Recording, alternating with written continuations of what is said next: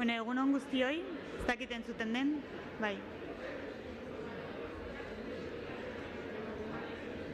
Egun on guztioi, muy buenos días a todas y a todos.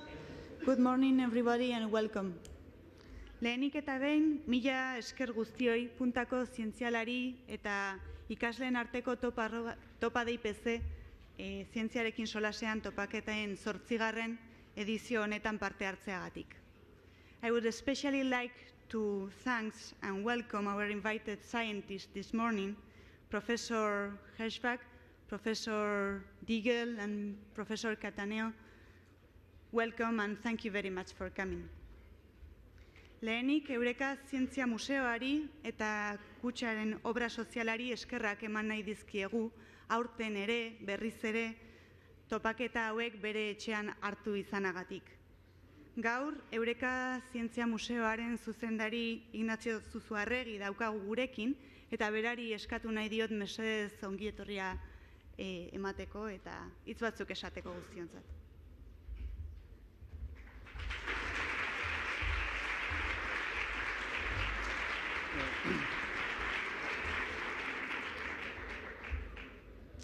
Egunon, buenos días, good morning. Bienvenidos a este hogar de la ciencia que tiene forma y denominación de museo. Gracias a nuestros ilustres visitantes que nos honran con su presencia y gracias por vuestra participación, vosotros los escolares, que dais sentido a esta infraestructura del conocimiento. Como director de Eureka, me preguntan a menudo por la función y los objetivos del museo. Unas veces pongo el acento en unas funciones y en otras ocasiones destaco otros objetivos, pero nunca olvido que este es un lugar llamado a despertar vocaciones científicas. Esta mañana el festival, que realmente es un festival, Passion for Knowledge, nos da otra ocasión, que es extraordinaria para profundizar en el despertar de esa inclinación por la ciencia. Todos los recorridos, incluso los más largos, empiezan por un paso. Un paso que en vuestro posible itinerario científico podría ser una pregunta. El siglo pasado, el filósofo polaco Jakub Bronowski, que en realidad era matemático, pero en esa casa nos da igual, decía que la esencia de la ciencia está en hacer preguntas impertinentes para estar en camino de la respuesta pertinente. Es una manera de empezar. En cambio, el antropólogo Claude Lévi-Strauss no lo veía exactamente así. Decía que no corresponde al científico facilitar las verdaderas respuestas, que el científico es el que plantea las verdaderas preguntas. Pero no importa con quién nos vayamos a alinear, el valor de las preguntas es indudable. Y la ocasión de hacerlas es vuestra, de los jóvenes escolares, que seguramente podréis recordar siempre que habéis compartido una sesión científica con Elena Cattaneo, con Pamela Diggle, con el Nobel Dudley Herschback, a quienes reitero la bienvenida a nuestro Eureka. Seguramente es innecesario destacar aquí y ahora el valor de la ciencia, pues todos estaremos de acuerdo en que la ciencia, la investigación tecnológica y la innovación son en el siglo XXI la base del desarrollo empresarial y, consecuentemente, forman parte fundamental de los pilares del avance de cualquier territorio. Y lo que queremos es avanzar, como sociedad y como individuos. El futuro de progreso, de desarrollo y de bienestar de Guipúzcoa y de los guipuzcoanos tiene hoy, aunque no lo hayamos visto aún, un ojo puesto aquí, en Eureka Ciencia Museoa. Para terminar, quiero dar las gracias nuevamente al Donostia International Physics Center por darnos la posibilidad de estas jornadas y en especial a don Pedro Miguel Echenique, alma mater de todas estas jornadas, que sin él igual no estaríamos aquí ahora. Pedro, gracias, gracias, gracias.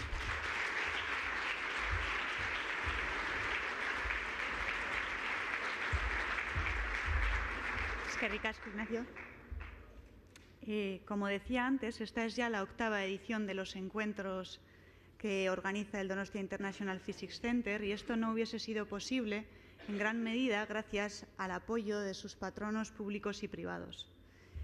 En este encuentro en particular queremos agradecer y resaltar la colaboración de EDP Naturgas, que es patrona del DIPC.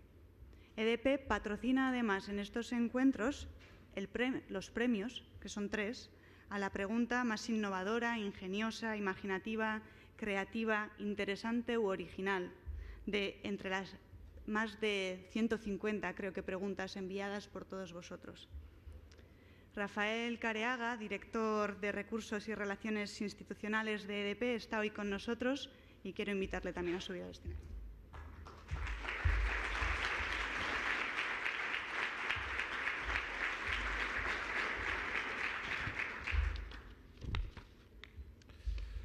DIPeko lehendakaria, agintariak, zientzilariak, patronokideak, irakasle eta ikasleak egun on guztioi.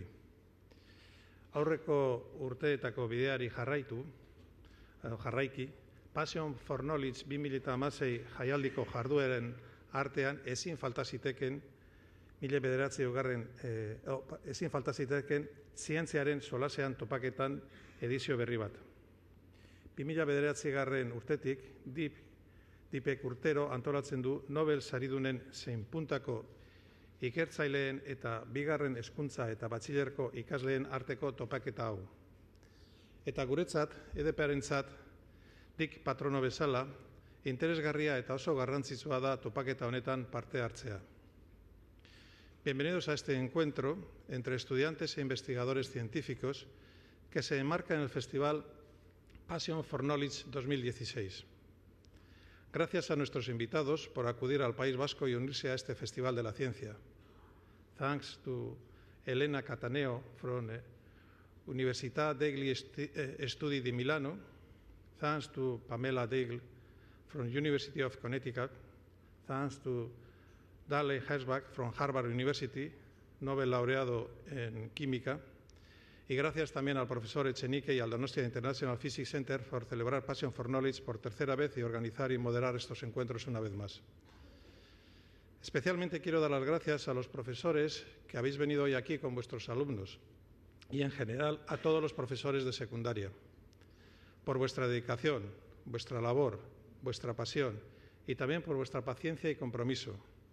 Vosotros sois una pieza clave en la educación de nuestros jóvenes. Estáis contribuyendo día a día a construir el futuro de nuestra sociedad y no siempre tenéis el reconocimiento que merecéis. Desde EDP, muchas gracias por vuestra labor que nos beneficia a todos. Y cómo no, quiero dar las gracias a todos los alumnos y a todas las alumnas que estáis hoy aquí. Uno no se encuentra todos los días ante científicos como los que nos acompañan hoy. Pero no penséis, por ello, que sois meros espectadores en esta sala.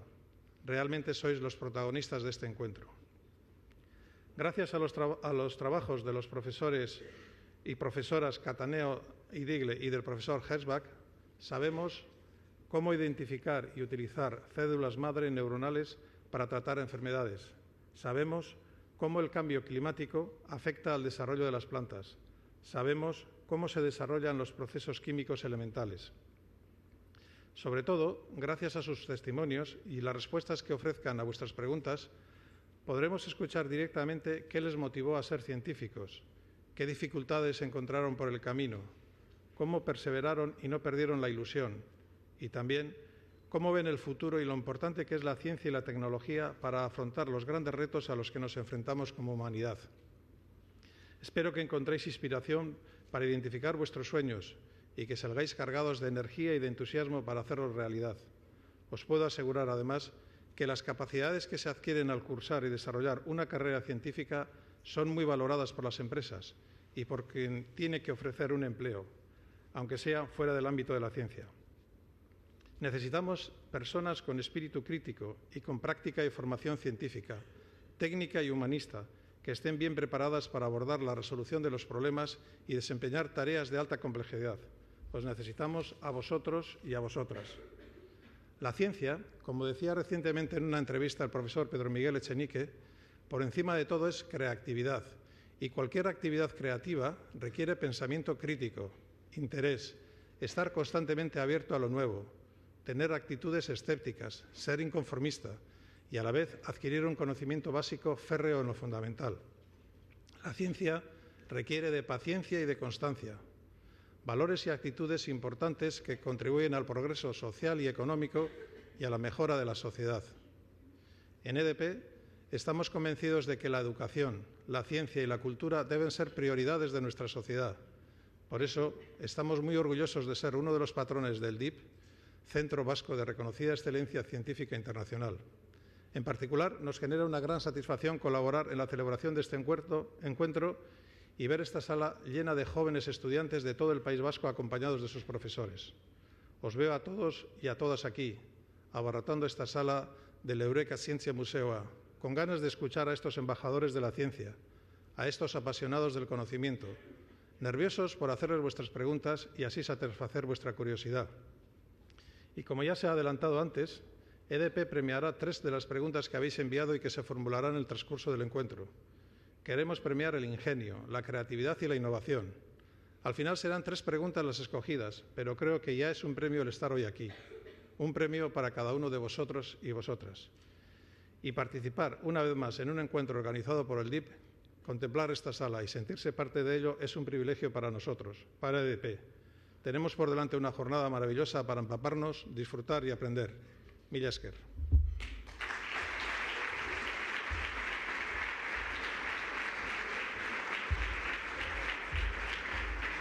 Eskerrik asko. Topaketa hauek hasieratik DIPC-ren patronoa den Eusko Jaurlaritzaren babesa ere izan dute, eta horregatik asko poztu gaitu gaur gurekin Adolfo Morais, Ikerkuntza eta Unibertsitate Sailburu ordea egotea. Berak ekitaldiari sarrera egokia emateko hitz batzuk eskainiko dizkigu.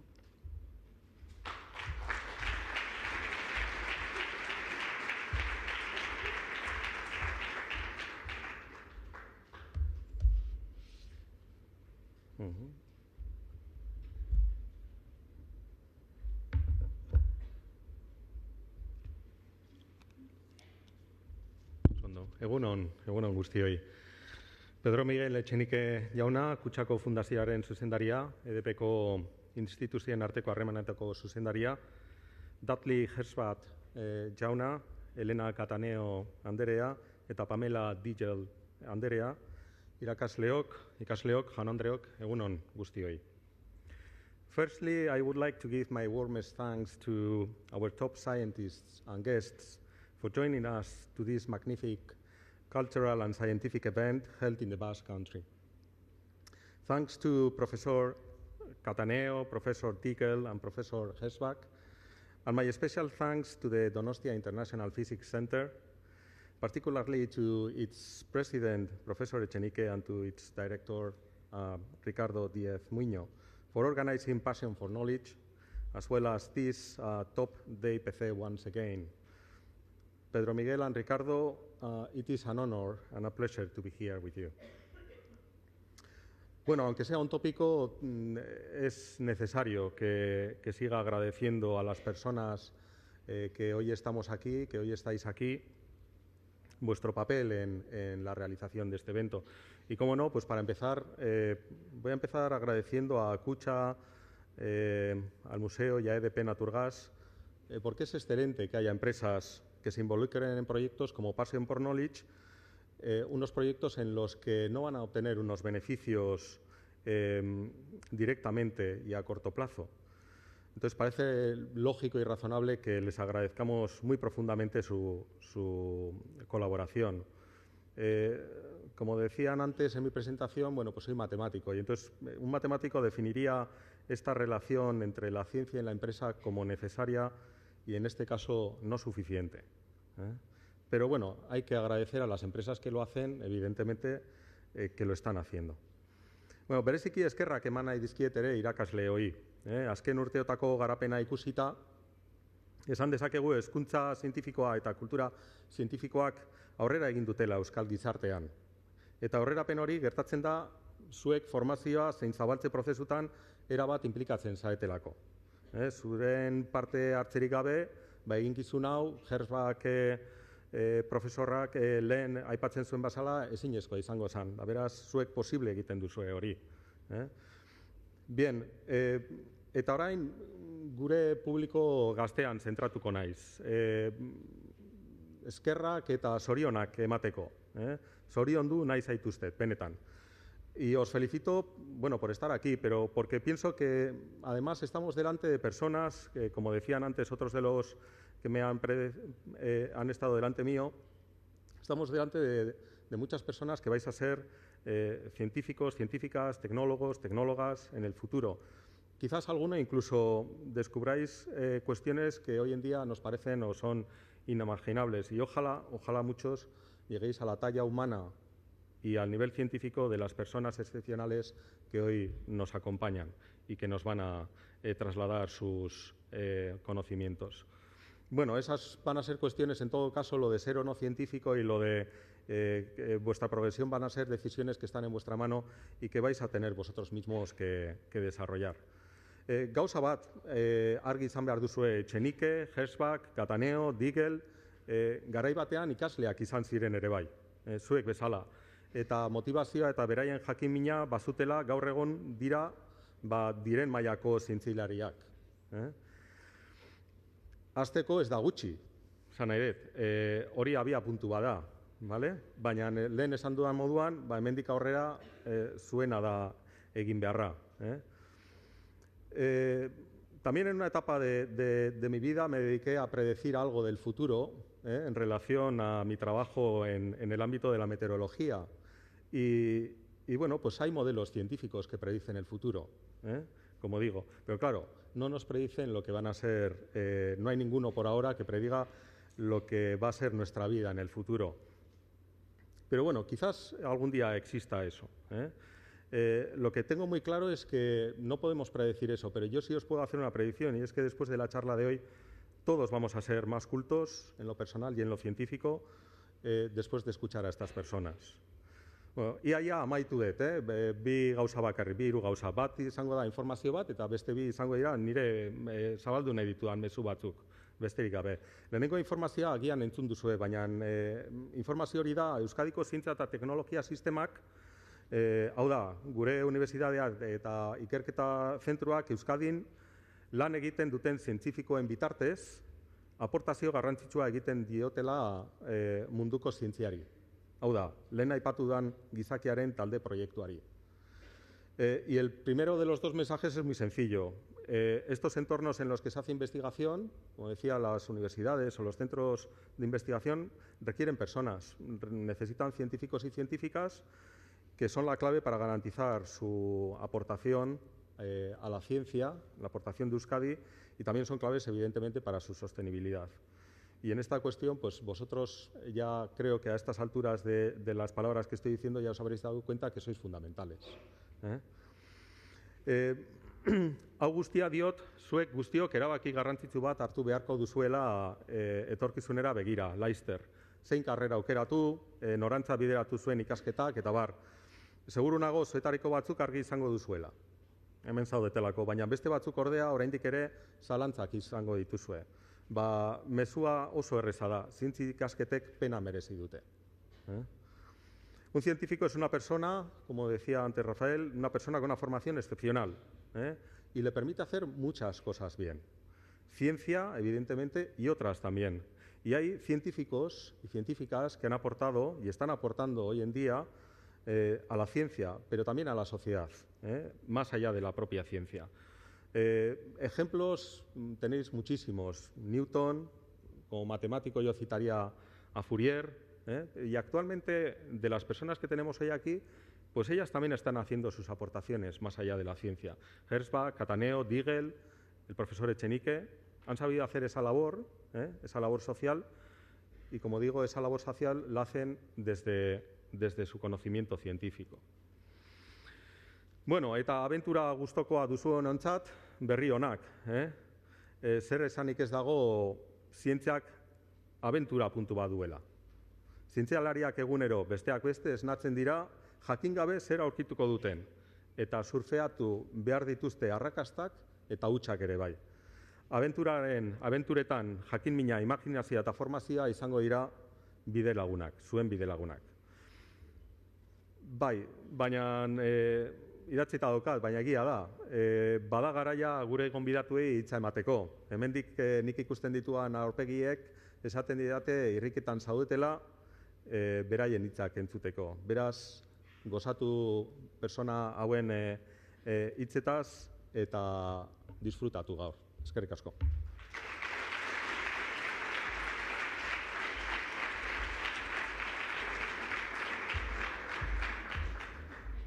Mila esker.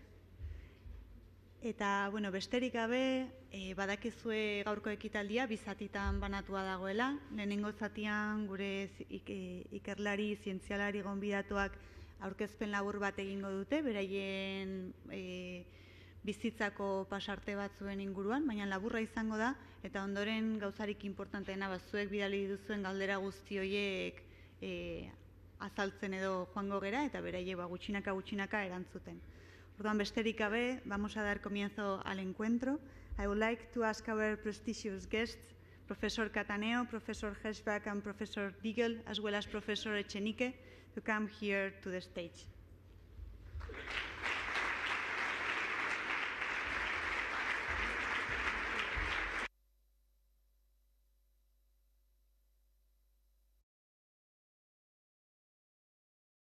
All right, which order we go? Huh? Do I need this? Yes. Here we go. Here. Who is the black one? That must be Pedro, right? No, I'm just kidding. You are Here. White. Ah, yes, good. You are on the good side. Yes, the black sheep. yes, I thought. I knew that. I thought, who got the black chair? Something Bueno. special. Lehenengo hitzak eskerrak emateko esango dira, eskerrak zuei, ikaslei eta irakaslei gurekin egoteagatik. Hau zuretzat da eta zuri gabe ez dago ezer egiterik, no? Eskerrik asko ere kutxa zuzendari eta Kareaga jaunari eman esan duten hitzegatik. Eta eskerrik asko ere kutxa eta naturgaz. Kutxa guretik izan da, sortzetik, eta beti lagundu dugu bihotzez eta ongi. Naturgaz ere bai. Y muchas gracias también a nuestro viceconsejero, el profesor Adolfo Moraes, quien desde el comienzo ha entendido perfectamente la magnitud, importancia del proyecto de DIPC y nos ha ayudado también con entusiasmo y, lo que es importante, con eficiencia.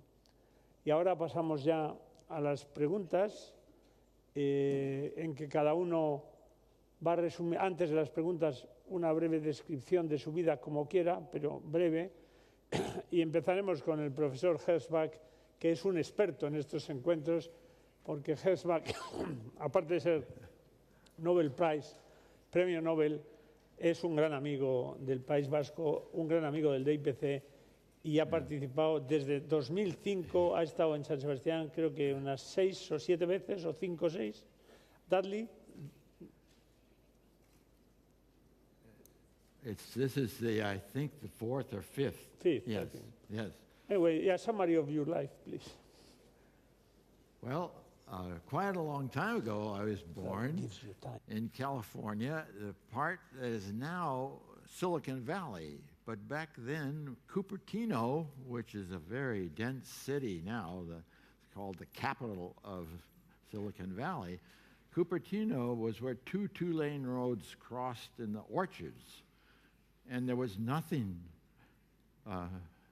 within more than 1 or 2 kilometers from that intersection, only a single little store right at the intersection with a single gas pump out in front. That was Cupertino when I was your age. San Jose, you may have heard of, there's a song about going to San Jose and all. It now is about 2 million people. It was only 20,000 back then. So it was a different world. I came from a family in which no one had gone to college. We didn't even know anyone who'd graduated from college. I didn't expect to go to college. My life is totally transformed from going to college. And the reason I decided to go to college was I was a good athlete in high school, and the coaches all said, oh, you had to go to college. And pretty soon my teachers said the same thing, because I was a very eager student to learn, and I did learn a lot. Anything, I loved literature, or history, science, mathematics, whatever it is. I was just very eager, and I had read a lot. I got a little job when I was a first-year student in high school, to work in a local newspaper, and I got to write articles and set type, and that made me aware that Benjamin Franklin, who had such a major role in the development of the United States, was my model, because he started out as a printer, and but going to college was a total transformation for me, and it has continued. One of the speakers here mentioned that we had all been students. Well, we're still students, because that's one of the great joys of life, that you can keep learning and appreciating new things as you go along. So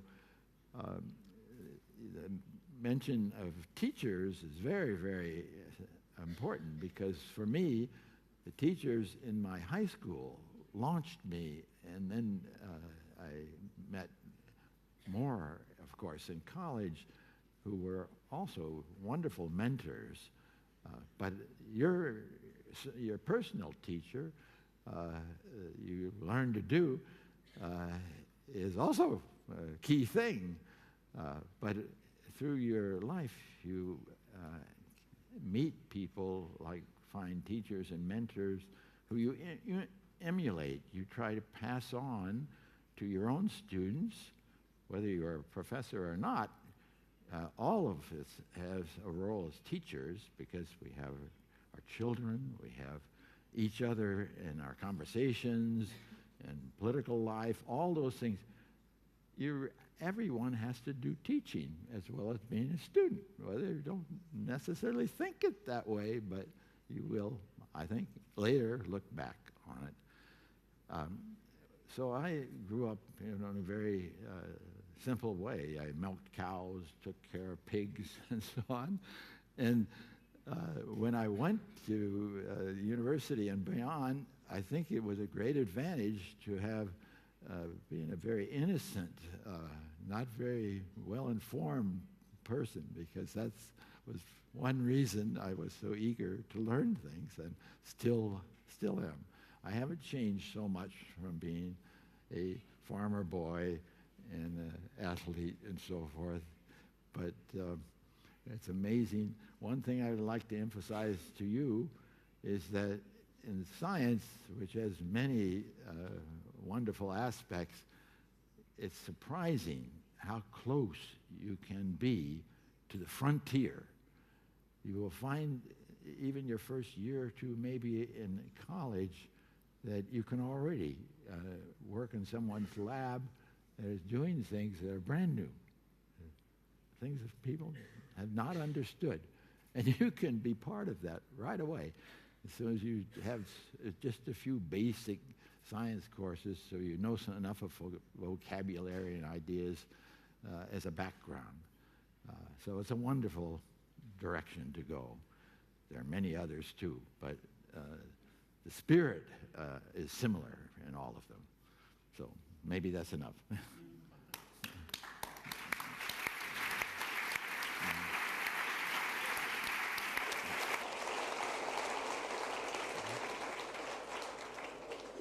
Elena? I'm Elena, and before talking about me, I want to say a few things about his presentation, because it was beautiful to listen to you. And I think we had the first lesson from his words, because I hope, all of you understand that, of course, scientists are super, brilliant people, but overall, in the end, they're just human beings. Yes. Exactly as, all of us. Even Nobel Laureates are just normal human beings. So I think this is something very important to keep in mind. And I also want to mention some words of your vice minister. He also said you have to be good humans. Yeah. This comes first, okay? Good humans, and you can be good scientists. But never forget that, of course, we are on this planet, since we had a beautiful lecture yesterday about planets. Yep. We are on this planet, and not, at least this is my view, not just to take care of ourselves and our family. Of course, this is natural, but we are here to serve a society. We are part of the society. So it would be marvelous if at the end of your life, in 100 years, or at the end of your career, you would be able to look back and see, that you have been able to do something for the other people around you, maybe even for people that you don't even know, okay? And they will never know that you have done something for them, okay? That is our goal. This is how I live science, and I don't know how I became a scientist. Also in my case, if I look at my genealogy, so all my parents, grandparents, and all, no one went to college. Yes. I am the first one. No, so, things can happen. I went to college, and following your words, I remember at some point I was first or second year college, and I had this professor of chemistry who at some point during the lesson, he started talking about what it means to be in a lab, what it means to do things in the lab, and how deep he could go.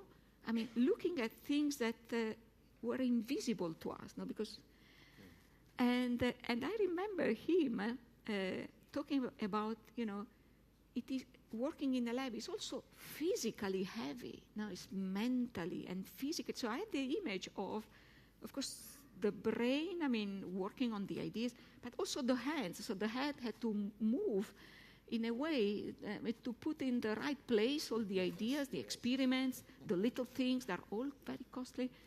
And this image just attracted me. I didn't know whether this was going to be my path. I was just curious. So that was an opportunity to understand. At that time, I had no idea what it meant to become a scientist or a professor. And I could even go and, sell drugs in a pharmacy. That could also be another path for me. And probably I would have liked it as well. So I decided to see what it is. So I entered a lab. I decided, I opened the door and, okay, I want to spend some months here. And then once you are there, you have another number of opportunity, around you. So someone, started talking about biology, what it means, to deal with cells. Well, we are composed of a billion of cells. How can you study a single cell? How can you look at the DNA? How can you look at this? How can this be possible? So this is to tell you that my life was very simple. One decision after another.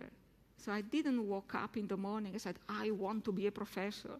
And I don't know how I became a professor. It was just one thing after another. No, and, I also went through some failures. You can fail as a human being and as a scientist. Don't worry. We all fail. We wouldn't be human without failing. But we know how to recover, right? After failure, we learn how to recover. So just, expect anything from your life, and I'm sure you will be able to grab opportunities. And there is another side of your life, and then I will shut up. There is another side of your life that is your personal life. And let's say, also in that sense, in that case, don't think that because you are just thinking of going to the moon or studying chemistry, you will not have a family, or even for female in this room. I have one husband, only one. I have 2 kids. I'm just, a normal mother and a normal wife, I hope. And I had the fortune of having a fantastic mother-in-law, helping me when I was traveling and the kids were small. So you need, to develop also this part of your life so that the two of them go together. They cannot clash. No, and of course you have to find a good husband. I'm looking at the female. Just get the very right one. This will be the key of your success. And that's it. And then things develop little by little. And the last thing that I want to say is that there is another thing that we have to keep in mind. And the thing is that we live on the most fortunate side of the earth, okay? We are on the lucky side. Every morning when I wake up, I see my glass that is already half full, okay? Without doing anything, just for being born here. I mean, you are born in a beautiful part of Spain with fantastic people around that, you know, are organizing this event, are taking care of your future. You have, can I say, you have done nothing to deserve that, to be clear. Just because you have been born here. Now you have to do the other half, okay? And the other half has to be done for you, for your family, and also for the other people around you. Wonderful, wonderful.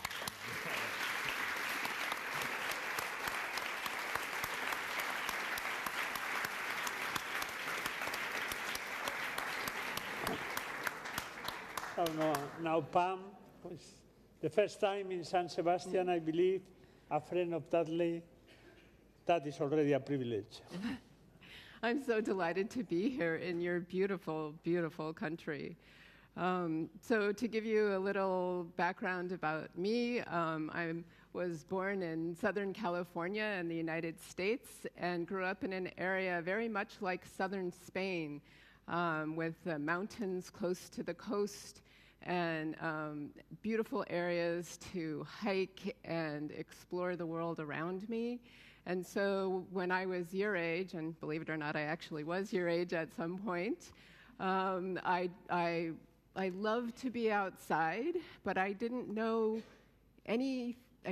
really know the word science or scientist until I went to university and I took my first biology class and discovered my passion for knowledge. It was as if all of the kaleidoscope of all of the things that I could see around me found order and found all of the, it felt like understanding biology showed me how to ask questions, and I've never looked back. I've continued throughout my life to develop this passion for knowledge that biology just provides me this framework that makes the world make sense to me. And the thing that I learned in university really was how to begin to ask questions, to turn my passion for knowledge into a way to understand my world.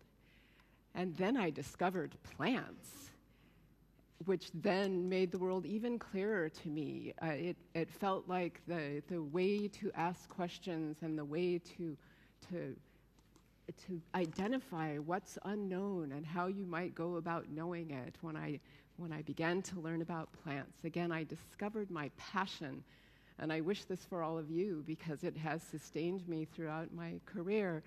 And like you, I'm astonished to find myself a professor and sharing my passion for knowledge with students because I got there just by exploring this passion. And so I've asked questions about plant development and plant evolution, but more recently I've become very concerned about the effects that we are having on our planet. And again, my understanding of plant biology has directed me toward questions about climate change and the centrality of our plants around us to understanding how these problems are arising and how we might find solutions, or at least how we might understand the problems better. And so my most recent work has been directed at understanding plant responses to our climate. But without going on further, I just want to emphasize what's been said before, that science is a way of knowing, but a way of asking questions and understanding the world around us that has brought me so much satisfaction over my career.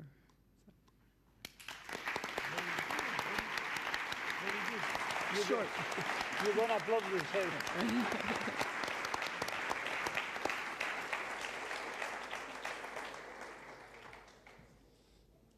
So now we begin with the questions. Thank you. No, I just know, I just know, no. Bueno, maybe. No. Si fuese necesario les daría yo, porque ellos la traducción.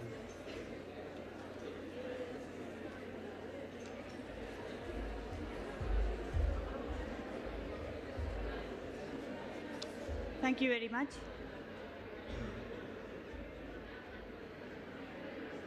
Jarraian eta deskantsuaren aurretik, 11:30 aldera deskantsu bat egingo dugu eta kanpoan 11:00 bat eta kafetxo bat egongo da. Baina horren aurretik galdera batzuekin hasiko gera horrela pixka bat ambientatzen joateko eta zuen txanda aprobetxatzea eskatuko dizuet. Hemos recogido un listado numerado con todas las preguntas que vosotros previamente nos habéis enviado. Son más o menos 3 preguntas por cada centro, un máximo de 3 por cada centro, y creo que todos deberíais tener ya el listado.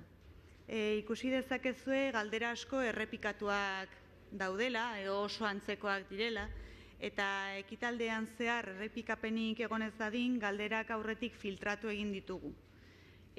Hala ere, egin dugun aukeraketan ikastetxe guztien galdera bat behintzat badago.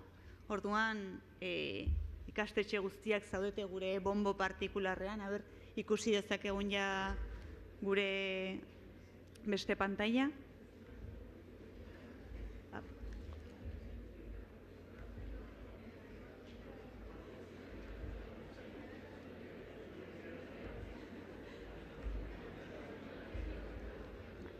Como sabéis, tenemos 3 tipos de preguntas, preguntas biográficas, generales y científico-técnicas. Y por cada tipo de pregunta hemos preparado un bombo virtual. Pondremos en marcha el bombo y cuando se pare aparecerá un número en la pantalla. Ese número será la pregunta que le corresponde o que ha hecho alguno de vosotros y os pediremos que ese alumno se ponga de pie y que les haga la pregunta a nuestros invitados. Ez lotxatu gehiegi, badakit lehenengoentzat pixkat zailagoa izango dela, baina ikusi dezue oso jatorrak direla gure gonbidatuak eta ez izan lotxarik.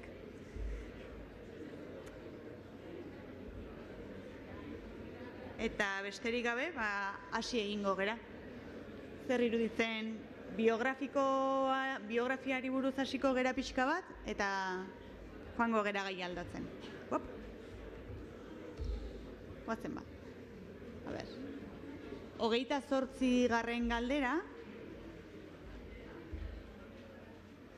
Txingudi zentrotik, altxada dila ikaslea, eta mikrofono bat gerturatuko dizute.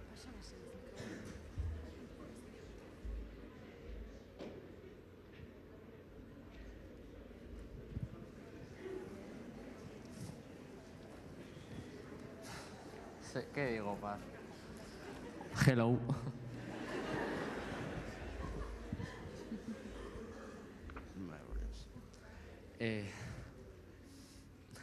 Al encender una vela, casi todos vemos una llama, pero muy pocos se interesan por saber qué tiene que ocurrir para que esto ocurra, o sea, para que la vela se encienda. ¿Qué despertó vuestra curiosidad siendo niños para que posteriormente os dedicarais a la investigación? Gracias.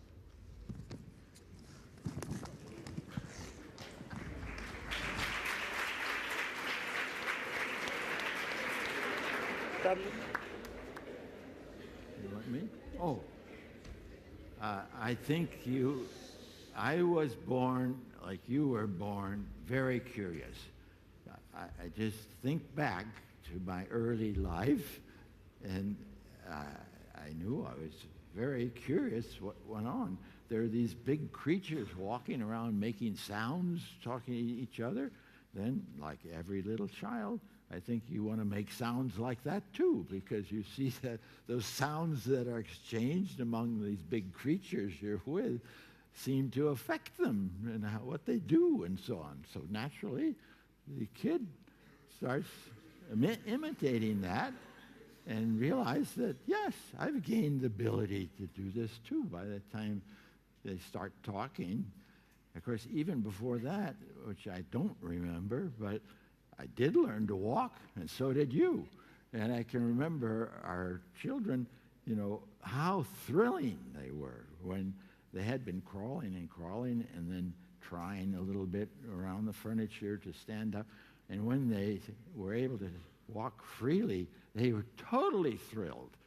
And that's because they were curious, they enjoyed having a new capacity, which is what happens when you learn anything. It makes you more aware of what is there for you to learn and experience. So I think there's a straight line that is what happens. Every kid is born of a scientist because they're curious, and they're born as a potential artist because they have eagerness to express themselves with painting and so on, every little kid. Then too often when they go to school, that's quenched a lot. Become afraid they don't get a good grade or don't get the right answer and so forth. But the little kids don't have that problem. They're not worried about it when they're trying to learn language. They realize they don't quite pronounce it correctly, right, but they have heard it right. And parents usually don't correct them too much, but just from observation and listening, they adjust. And that's what happens in research too. Nature is speaking to you. You know, it's a little foreign thing, but you get acquainted with it. And it's very natural. Research is a lot like what little children do, if we just act that way. So.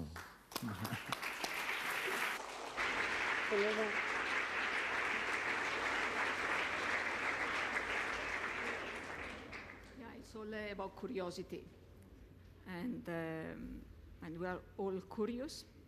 And at some point, I had the impression that science was providing tools and methods to try to answer to some questions in a solid manner, okay? So that the opinions could be pushed in a corner, and science, okay, would really, give you this opportunity. So it's curiosity and method and sharing. No, because of course, when you have a question, you don't take the question, you don't keep the question for yourself, and you start discussing with people around you, and then you find some people around you say, "Wow, these are good guys," no, and maybe I can talk to you and see, whether my idea is good or not. So science includes, this ability, to share questions and results, and you get a lot, from this interaction. So I would say is this on one side, and on the other side, of course, I love cells, okay, and the idea that we are made of cells. Of course, we are made of chemical element as well, but I just love cells because they are alive. Also chemical elements are, living things, but let's say cells is something that you can watch at the microscope, and you can see them turning into neurons. So these little things, and also this is my straight line from cells to neurons. I want to know everything. And even if at the end of my life I would not be able to cure anyone, okay, just passion for knowledge, just learning more about this process, I think will be sufficient, for a scientist, for a scientist's life. Just knowing what makes that stem cell turning to neuron, this will be sufficient for me. So again, it's questions, curiosity, then methods. So, carrying on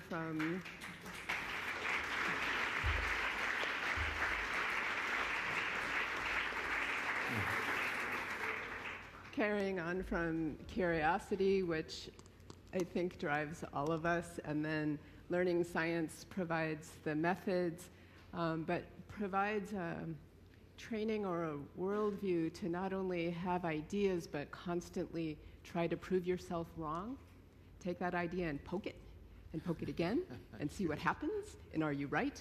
No, you're wrong. Are you right now? No, you're wrong. To keep probing and probing and probing at your curiosity within a framework of science that really sort of trains your mind to constantly question your interpretation of the world.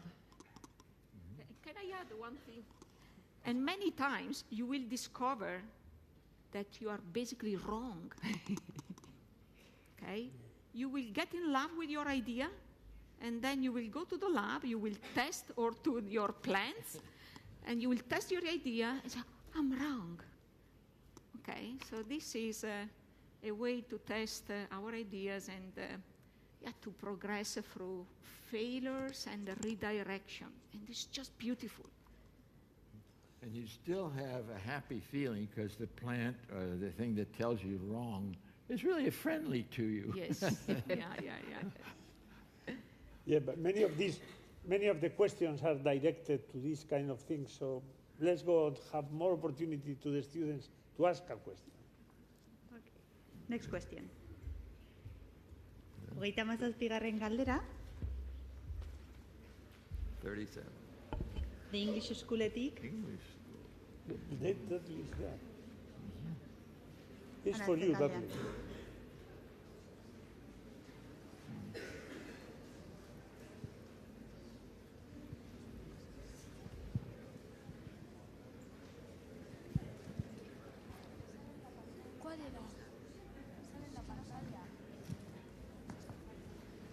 Hello. Do you think the fact that having studied in Stanford has contributed to having more opportunities to read the Nobel literature? Thank you.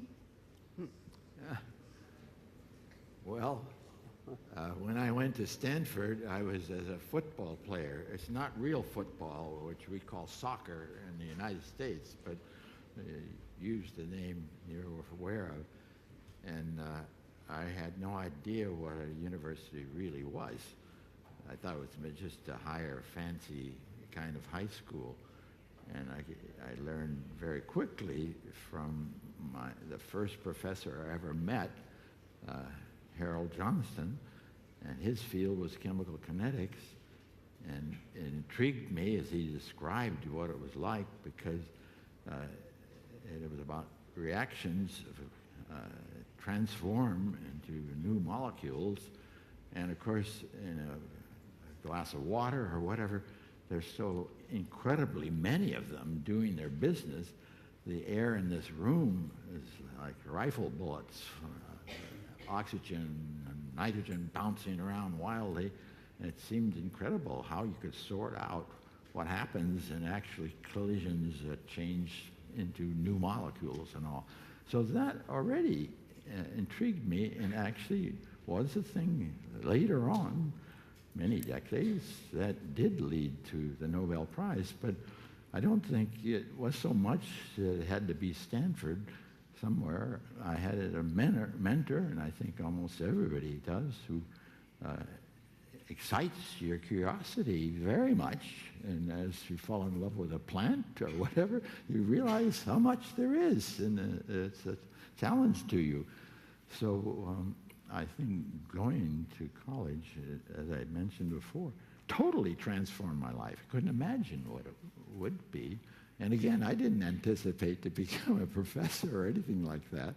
And I had no thought of being a Nobel laureate.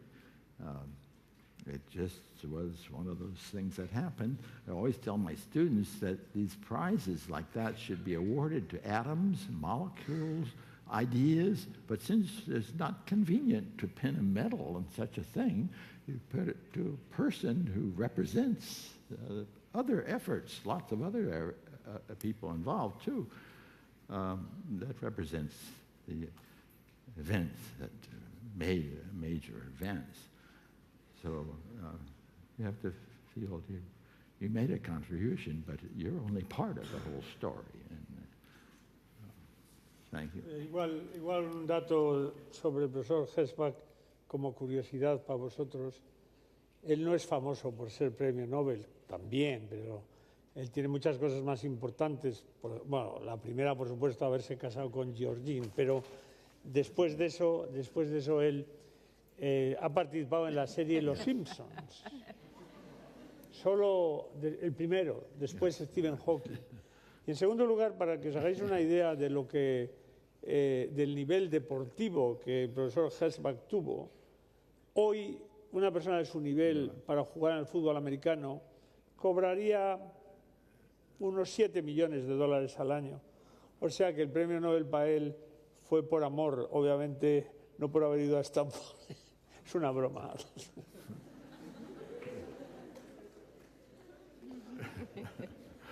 Yeah, well, I'm perfectly happy with what the real prizes are the satisfaction you have when you find you've done something that people you admire and appreciate a lot find interesting and work further on. So that's the real prize that matters. I think, do you have cards with the Simpsons for the students later? Well, I'm not sure. I have in my pocket 200 or so.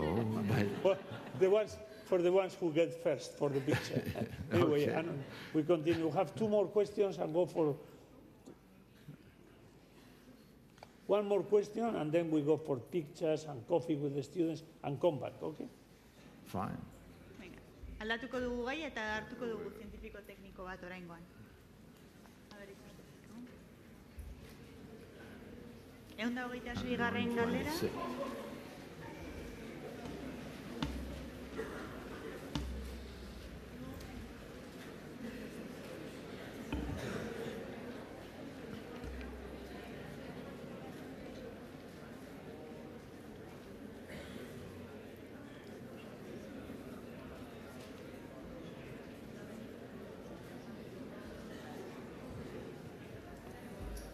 That's for you. Aurrera, mesedez. Bueno, buenos días. Si la enfermedad de Huntington se debe a una mala lectura de la secuencia del codón CAG que codifica la glutamina y se replica más de 36 repeticiones en el brazo corto del cromosoma 4, ¿no sería posible controlarla con enzimas de restricción? Gracias. Vamos a ver. Vamos, el traductor tiene los textos. Sí, siempre. This is a very interesting question. So you have a gene with the number of CAG repeats in the gene. When the CAG, one after the other, go above 36, so CG above 36, Huntington disease will strike. The question is whether you can control, you can cut away, if I understand your question, or whether you can control, this expanded CAG. Cutting away is not easy, but we are going in that direction. It's not easy, not because we cannot cut away with restriction enzyme. Now we have better tools. But the main problem is that you would have to cut away, and then I will come back to this in 1 second, this exceeding CAG repeats in all neurons.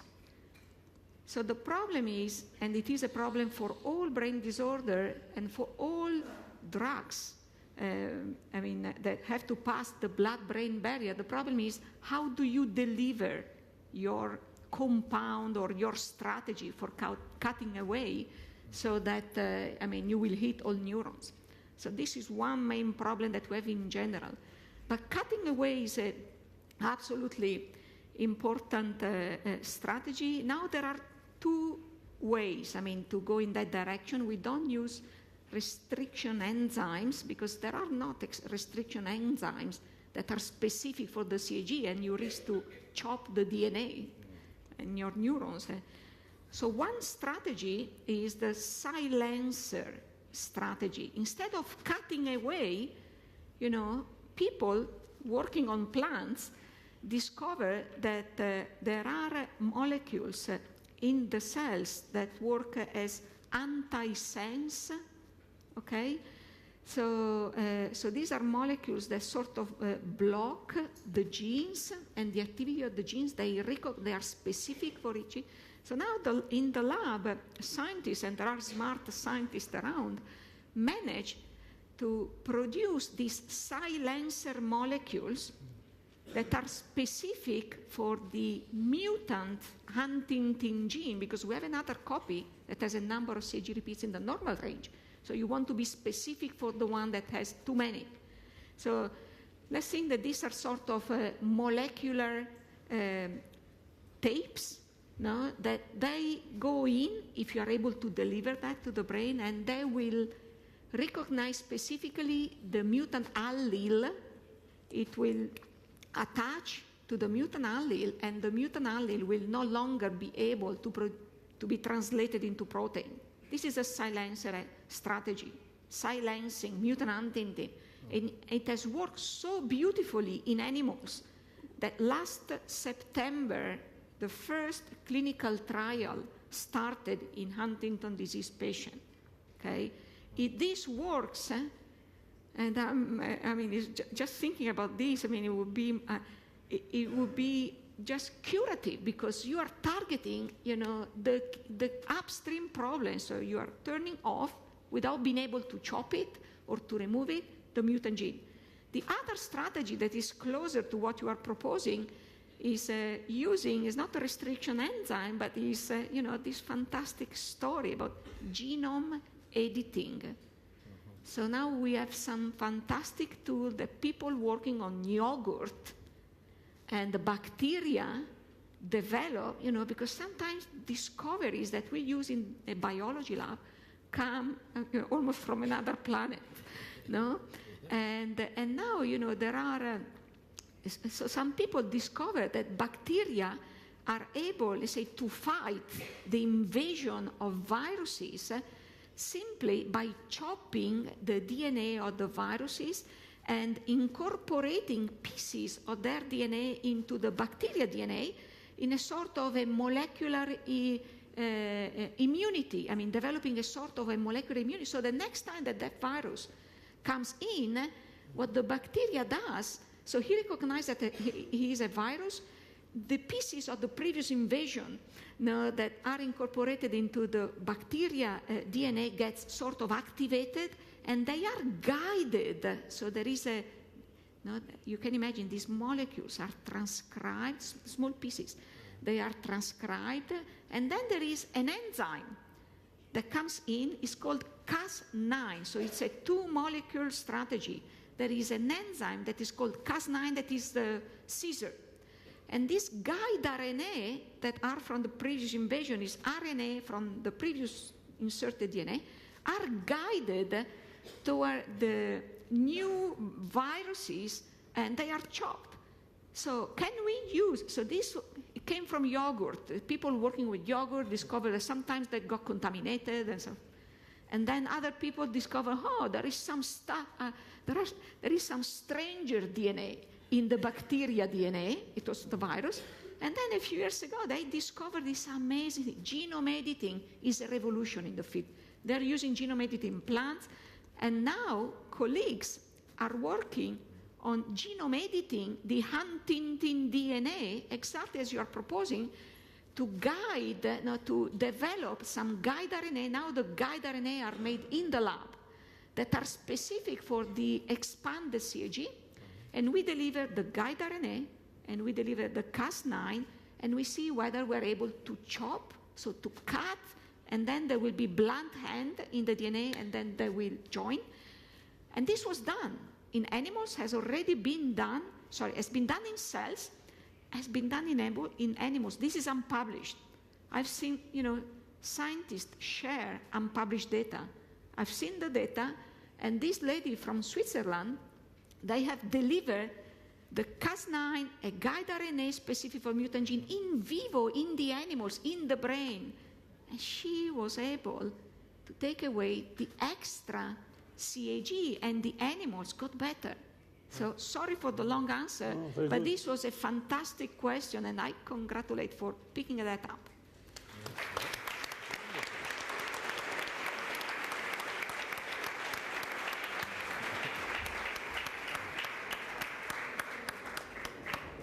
No se puede completar lo que en sí es una respuesta perfecta, pero sí dar dos de las grandes descubridoras de esta técnica, las dos pusieron el énfasis en el resultado de su descubrimiento fue por curiosidad, el sublime valor de la pretendida ciencia inútil, y las dos son mujeres, una Jennifer Doudna y la otra Emmanuelle Charpentier, que recibieron el año pasado el premio Príncipe de Asturias de Investigación Científica y Técnica, y estuvieron a punto de venir al DIPC y al final se canceló el viaje bueno, no viene al cuento el problema, no para esta reunión, aunque también las tenemos en la lista de Passion for Knowledge, sino para dar una conferencia en la colaboración que tenemos con Kucha, de Kucha Lectures. Jennifer Doudna, Emmanuelle Charpentier. Estoy un poco sorprendido que una campeona de la igualdad de las mujeres no ha citado que eran mujeres.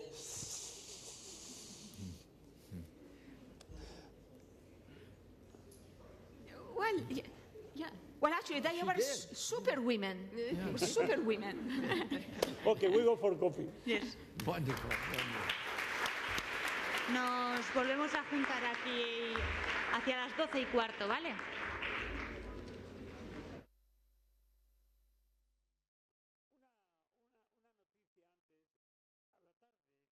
Hay unas conferencias preciosas. Una sobre el cerebro, otra sobre la ciencia, por Rafael Yuste, que es el jefe del proyecto BRAIN de Obama, que va a estar con Obama dentro de 2 semanas en Pittsburgh. Otra de Koen Tanuchi, que es premio Nobel de Física y que es el autor del libro más leído sobre física cuántica, sobre el valor cultural de la ciencia. Son conferencias que os interesaría. La gente que ha venido, yo veo, han venido de Pamplona, incluso hay una chica de mi pueblo por aquí, de Isaba, el pueblo más bonito del Pirineo, por cierto.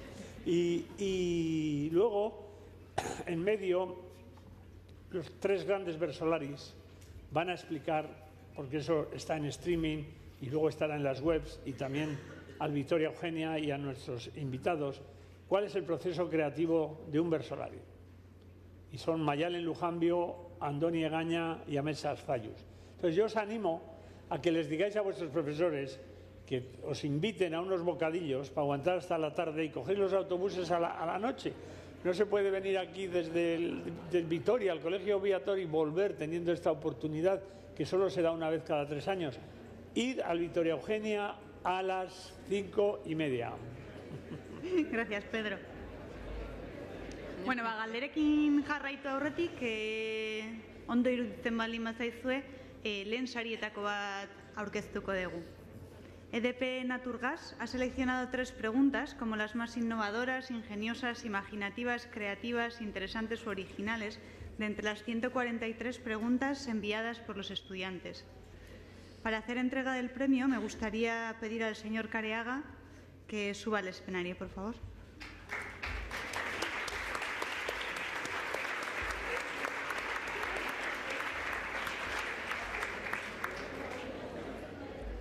La pregunta seleccionada en primer lugar por EDP Naturgas ha sido la pregunta número 65.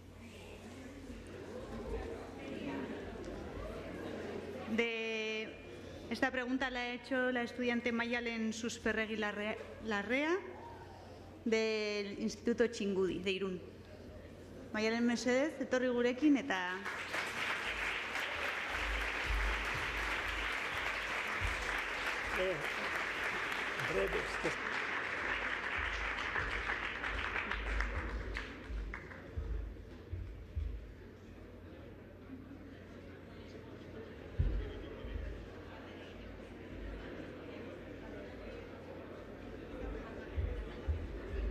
Hemen ikusiko dugu, Bai.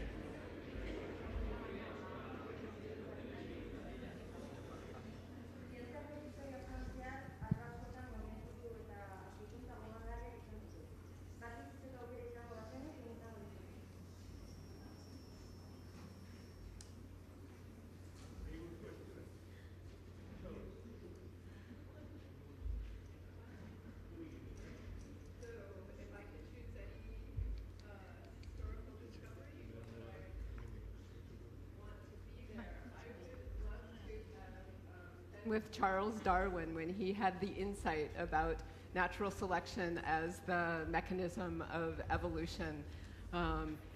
Partly, I would love to be there for the insight, but the process by which Darwin came to this understanding involved a voyage around the world on the HMS Beagle, where he was able to look at the diversity of natural history on Earth. It involved the reading of so much literature. It involved multiple discussions with other scientists, and then the insight where he had this moment where he said, "I think." And then he drew a tree of genealogy and understood that all life derived from a common ancestor, and he understood the mechanism of evolution. And I would have loved to see that. Wonderful answer. Very good. Elena? I want to listen to him. No, but I am the moderator. Oh, yes. Elena? No, women always try to take over. Yeah. Many discoveries. I was talking to him about Rita Levi Montalcini, that I really love. I mean, she was an Italian Nobel Laureate, and she was studying chicken embryos. And she got the Nobel Prize because of what she discovered on chicken embryos. And I see her in her basement room. Those were the years when especially women were not allowed to study. No, that was years 1930 in Italy. And, we had the fascists in the country, and she was Jewish. And she had to leave, and she was forced to leave the university, and she struggled. She wanted to do her science, so I see her in her basement. I would like to be with her there in their basement. And because she was doing some experiments anyway, in spite of the bombs and in spite of the fascists looking for the Jewish, and you know how tragic was that period. But she never gave up, and in the end, she discovered a fantastic molecule, which is a growth factor, the nerve growth factor. And all of this was done because of her willingness and to look for details. So I love any scientific discovery that deals with details.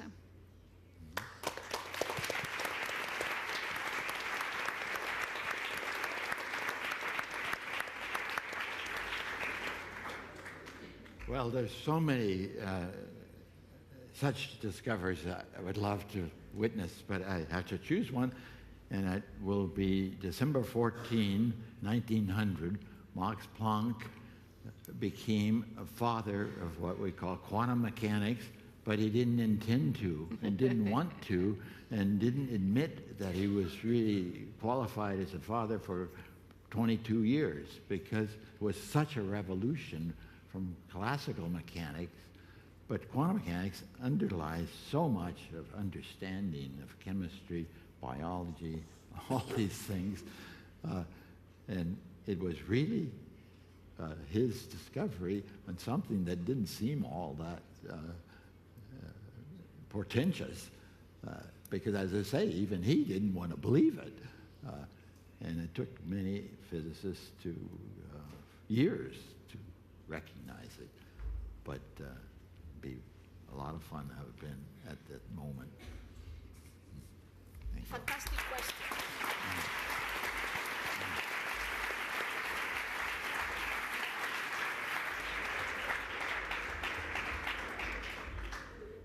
Siempre nos sorprenden. Yo creí que Elena iba a elegir la estructura doble hélice del ADN, pero no.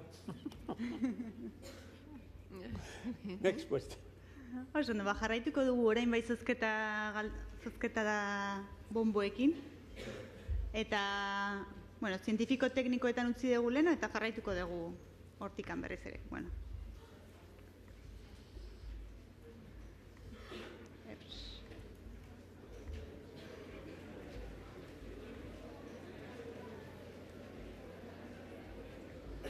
Orain bai.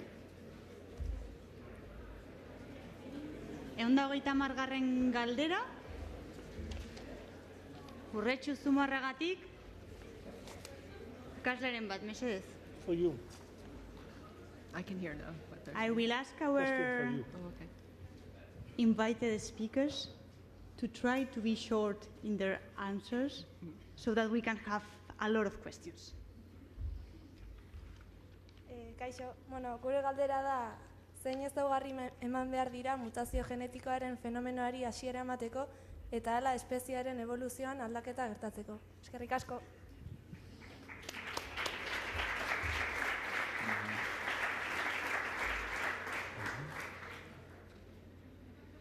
So I missed the end of your question. So you asked about mutations for evolution? Is that? ¿Puede traducirle de nuevo el traductor, por favor? Yes.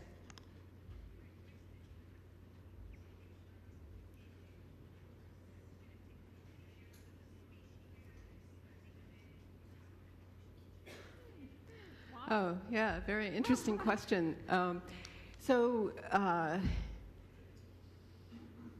I had started to say that mutations are basically all the same. They're random changes in the DNA, and the evolutionary process begins in the sorting among the variants that are presented to the natural world. But we're actually beginning to understand that that's not true, and that not all mutations are created the same. And so we're beginning to understand a lot about the difference between mutations that affect structure directly and mutations that affect how things are regulated, how expression of genes is regulated. And so one of the really interesting concepts that's developed in evolutionary developmental biology is what we think of as the genetic toolkit. So do you know toolbox? You open it up and you take your wrench and your hammer and you build things. And the genetics of organisms also have what we've discovered is a common toolbox. And that organisms can refer to this group of tools, these genetic tools, over and over again to make different expressions of the way they look or the way they behave. So we're beginning to understand that actually not all mutations are created equal, and that that understanding the way that organisms develop and the way that they unfold gives us a lot of information about the kind of variation that might be presented to the natural world for then natural selection, this mechanism that Darwin uncovered and was able to understand how this variation is presented to natural selection and then evolution. Thank you.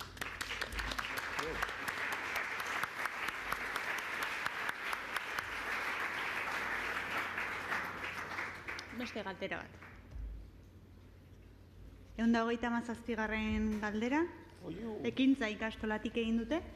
For you too. Eta pamentzat da baita ere. It's in English. Hello. Posible alda gure planetan dagoen landare espezie desberdinen estimazio bat egitea? Thank you.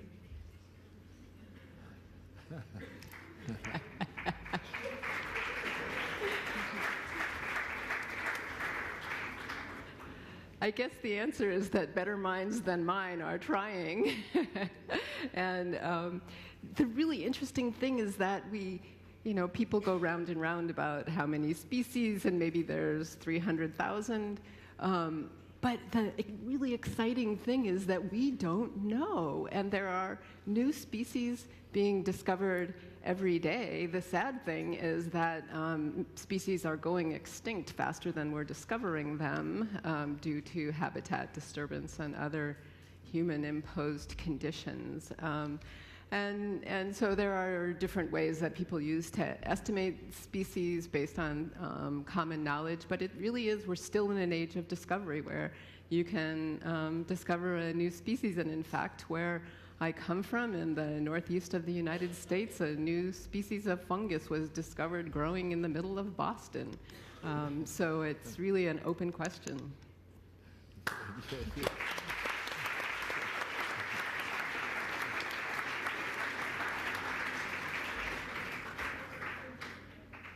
gai berdinarekin jarraitzen. 135. galdera. Arizmendi Gaztelupetik.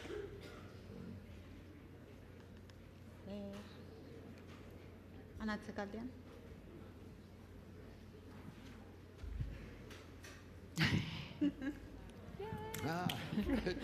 I'm glad she gets Hello. along. Zure ustetan zein izan daiteke gaur egun landaren ezagutzan inpaktu handia eduki dezaken aurkikuntza? Nice. Okay. You want to answer also? I think I might be stumped. The greatest discovery on our knowledge of plants. I think perhaps, my mind spins with how we're going to feed the world and how plants are going to accommodate the changing climate. So many my mind spins with the things that the world is facing today. I think that's a question for all of you. What are you going to discover that's going to change our world? I'll just put it back to you, that it really is up to you to discover how understanding plants, which I firmly believe holds the key to understanding, how we're going to solve the problems of the world. But it's really up to you to find those answers. Good answer.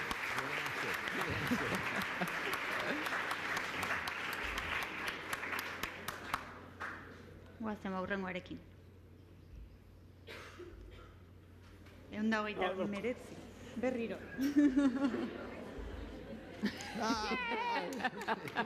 Let's go. Obviously, It's random, but you should. Her first visit here. Tendría que ir a jugar al casino porque iba a saltar la banca.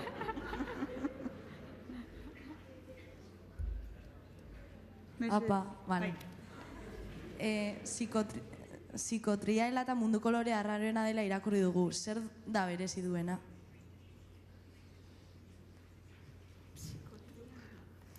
Another question that stumps me. I don't know that plant.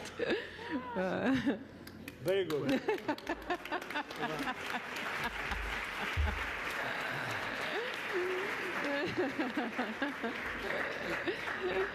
Do any of you, do you know it? I'm just guessing that it's a fictitious plant that appeared in some science fiction or whatever. Is that right? The questioner should be able to tell us. The name of it sounds like it was psychotic. So. Who asked the question? What's the answer?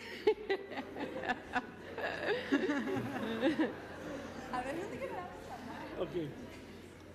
I think they invented it. Oh, yeah. Yeah. Please.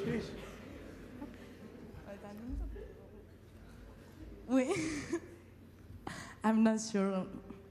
We have been looking for it because of the information we've read about you, and we found that.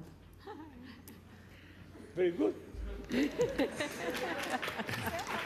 So, they read information about her. I think it's a poem, but I don't know. I see. Bueno, urrengoarekin jarraituko dugu. Aldatuko dugu galdera orokorretara. An easy one this time, please. 71. galdera. Suma aldapetatik. Mikrofonoa, bai. Beste aldetik.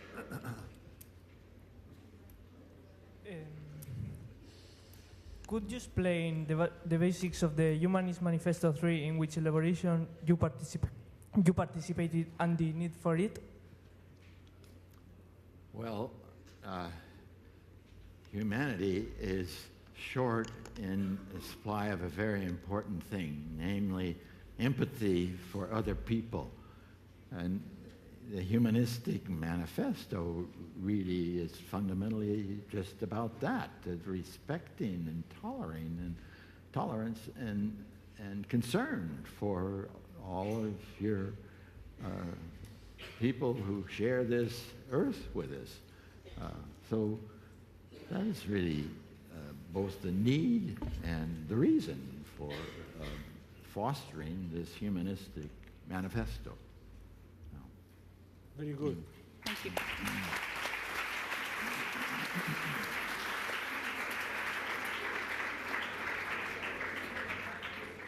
Bueno, denbora aurrera doa eta oraindik bi sari dauzkagunez banatzeko bigarren sariarekin bigarren sari aurkeztera pasako gera. Para ello voy a pedir al señor Careaga que vuelva a subir conmigo al escenario.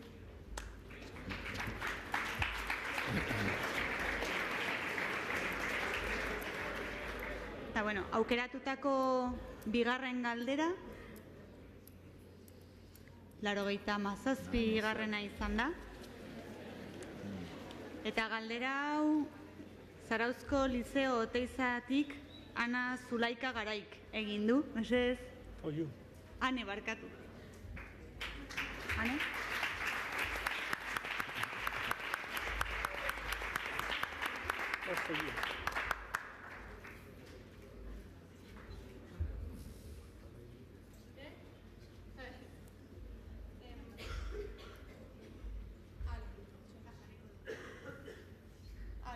En la investigación sobre las células madre nos proponen remedios hasta ayer impensables para hacer frente a enfermedades degenerativas.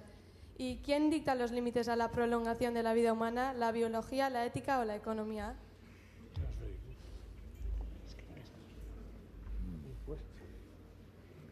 Wow.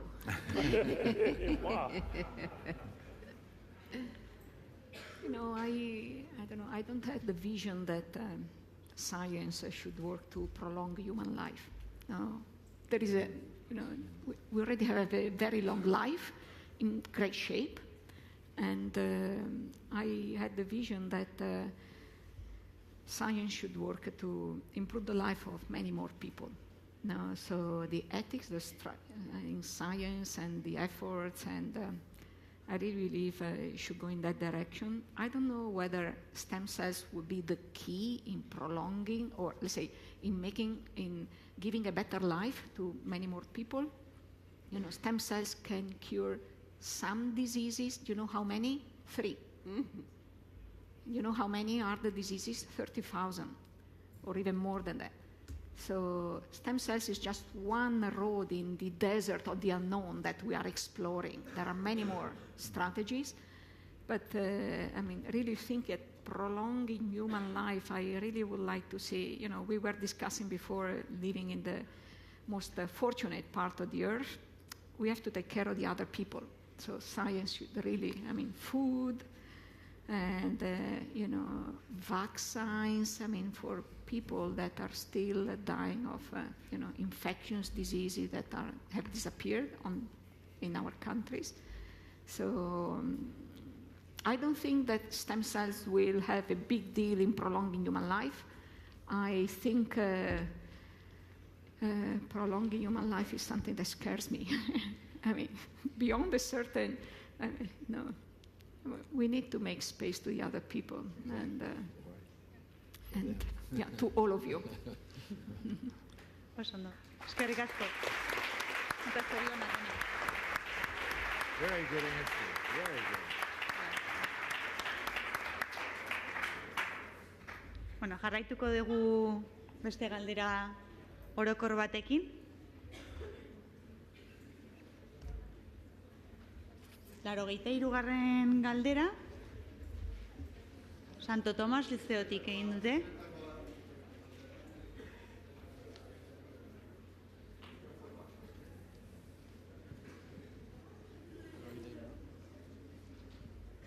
Hello. Zein da ikerketan ez ustean aurkitu duzuen gauzarik harri garena? Eskerrik asko.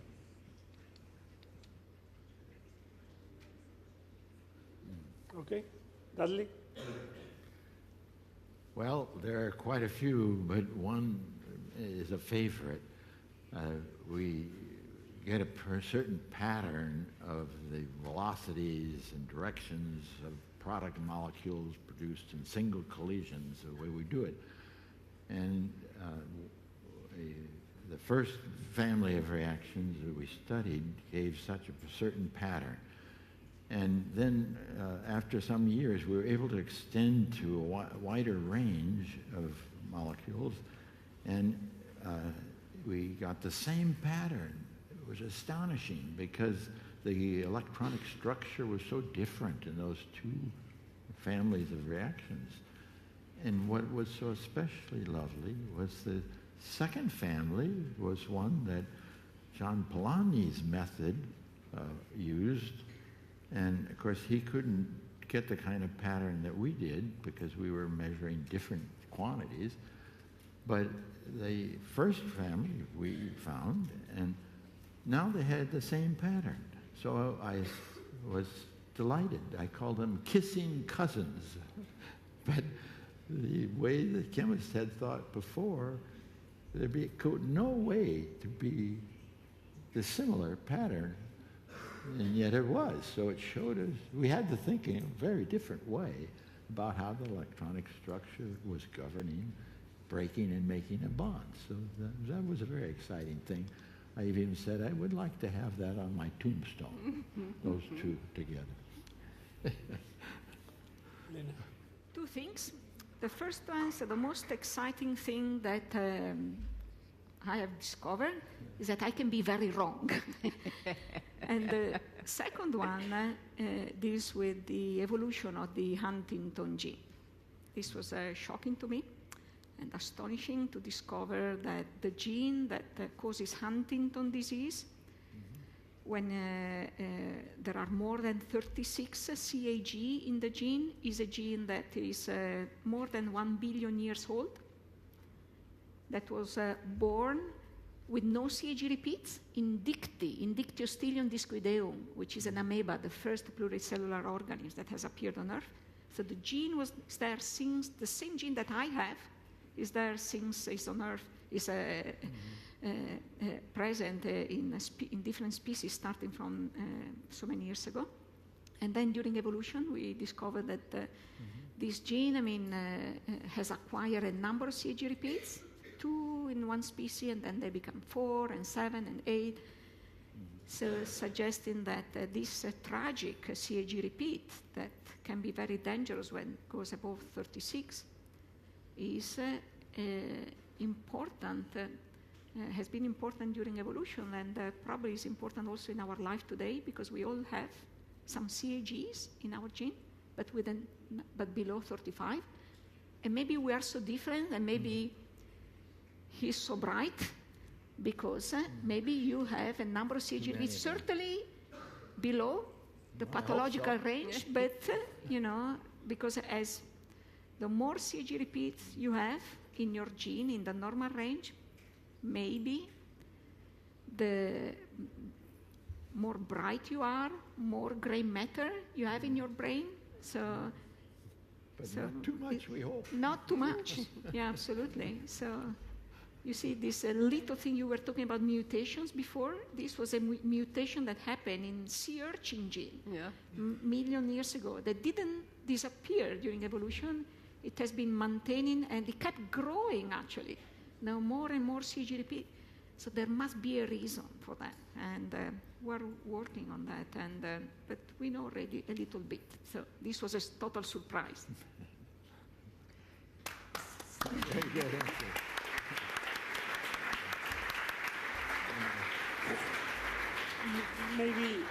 Maybe you explain very briefly to the students what is the Huntington disease. What I think is what here is called el baile sambito, but maybe you can briefly explain. No? It's called Huntington chorea, and chorea from Greek means dance. So there is a single mutation in one gene. We carry about 30,000 genes. That mutation, too many CAG repeats in that gene, causes Huntington disease. Is a neurological disorder.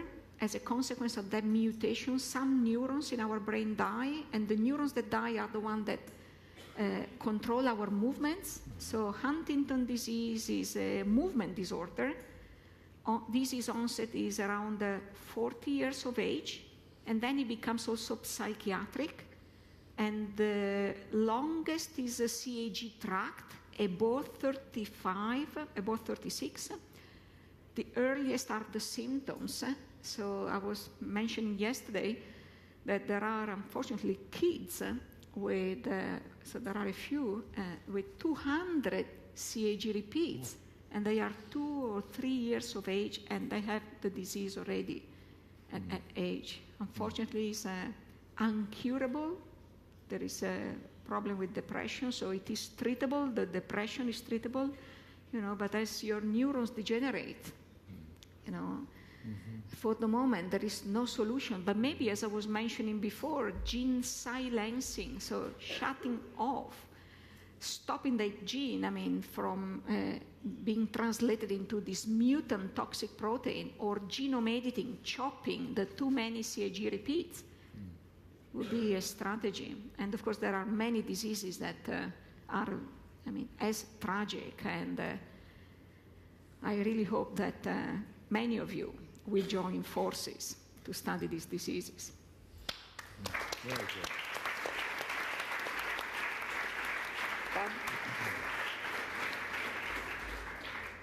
So I think I've mentioned before that I've become interested in climate change and plant responses to climate change. And plants often respond to their environment by changing their development and the way they grow, and changing their physiology, the way they process sun into fixed carbon.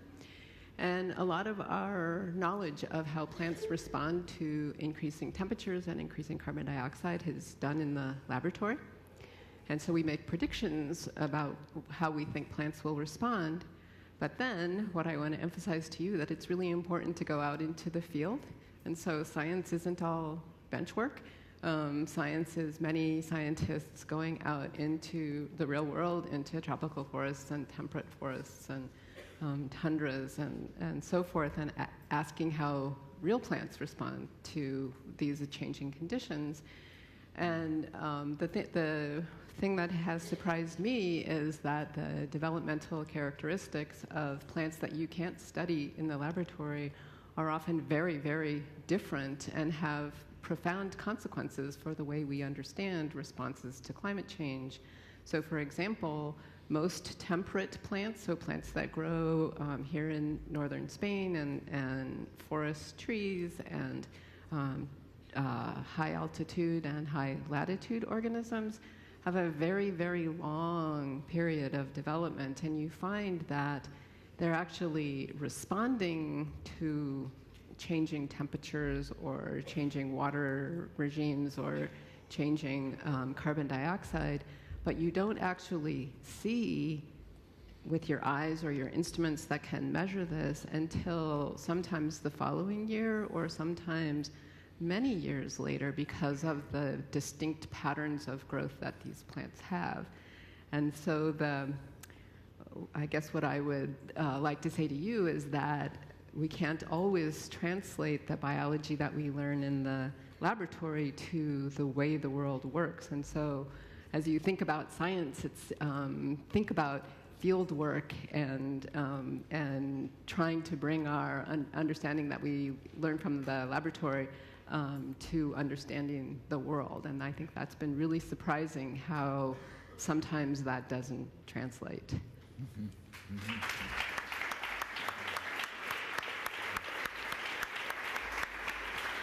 Guazen beste galdera batekin.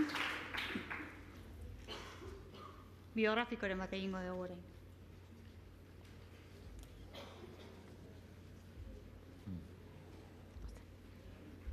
Hogeita hamaseigarren galdera.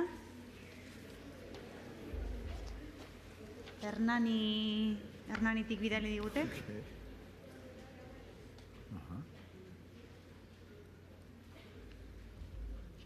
Kaixo, orain unibertsitateko irakaslea zara eta ikasten eta zure jakintzak partekatzen gozatzen duzu. Izan al zenuen gaztetan inspirazio moduan zure antzera pasio hau zuen irakaslerik? Eskerrik asko.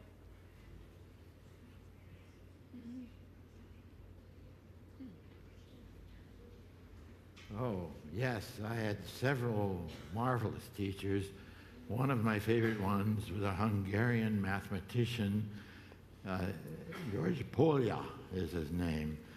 And he not only explained mathematics in such a charming, fascinating way, but he would make remarks that apply more widely to life.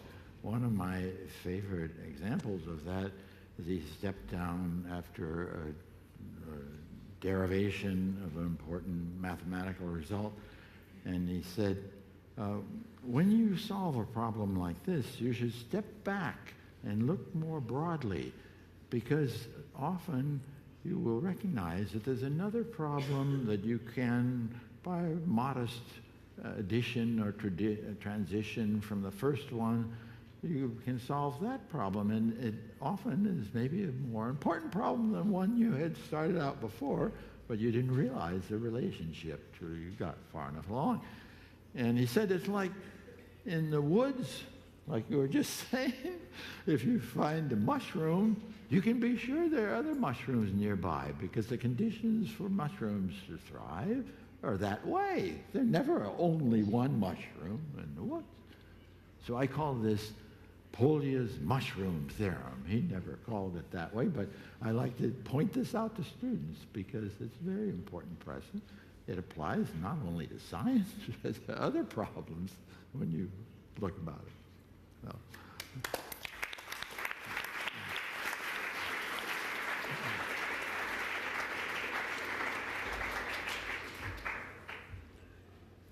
Beste galdera biografiko bat egin dugu.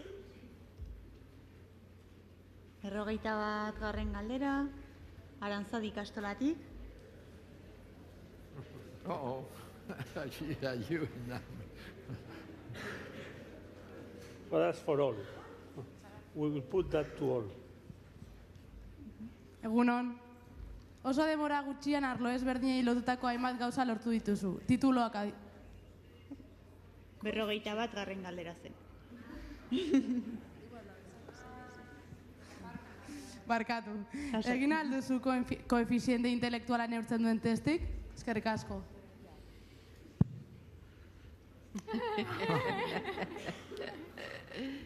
Yeah, it showed that I wasn't very smart. No, I'm kidding. I had 2 IQ tests that I know of, and one was about 3 standard variations above the 100, which is the center line. And then years later, I had another one that was about 7 standard deviations higher. So somehow I got a lot smarter, apparently, by IQ over the intervening years between high school and college. But I don't trust IQ very much, because when I was in college, one summer I had a job to be a custodian for the faculty club, which was a little thing in a grove of elliptical trees near the, in those days, the football stadium. And I was just all along, but there are a lot of shelves of books there from the Stanford University Press, you know, that aren't sold, right? And there were several volumes of the IQ studies by Terman. He was the guy who created that. And I took out a volume, and I was surprised to discover that they had IQs for dead people, like Isaac Newton. Oh, no, they didn't even invented IQs way back then. And Gauss, the great mathematician, and so forth. And boy, I was really struck, because Gauss's IQ was pretty low. Well, Newton's was a little bit higher, but not all that high. Leibniz was much higher. So then I looked at the description, and it turned out to calculate the IQs of these famous, brilliant people, they counted the number of words in encyclopedias that were an important factor in one of their formulas. And so Leibniz, who became a philosopher, had many, many more pages in the German, especially abstract encyclopedias. So don't trust IQ tests. There are all kinds of intelligence, and a lot of them aren't measured at all in the IQ test. So if you're asking about that, don't worry about it. I don't think my IQ is significant at all. And thank you. What about you? Elena? What about you? Have you done your IQ test? You know, women don't need an IQ test. Ah, good answer.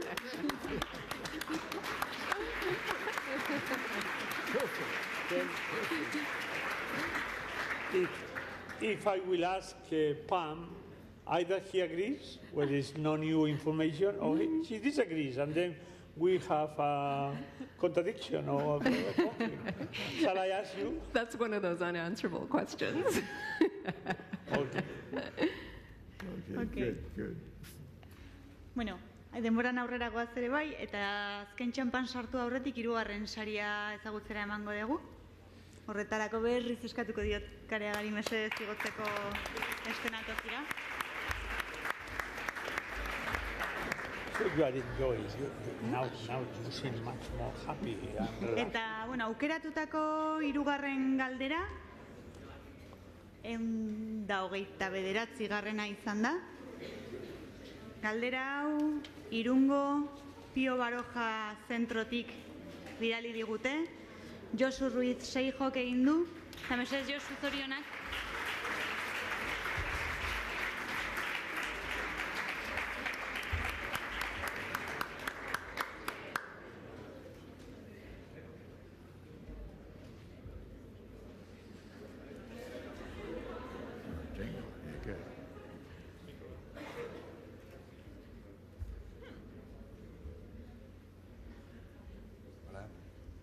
Dados los avances ocurridos en los alimentos transgénicos, ¿serán en un futuro todos los alimentos creados en un laboratorio? Muchas gracias.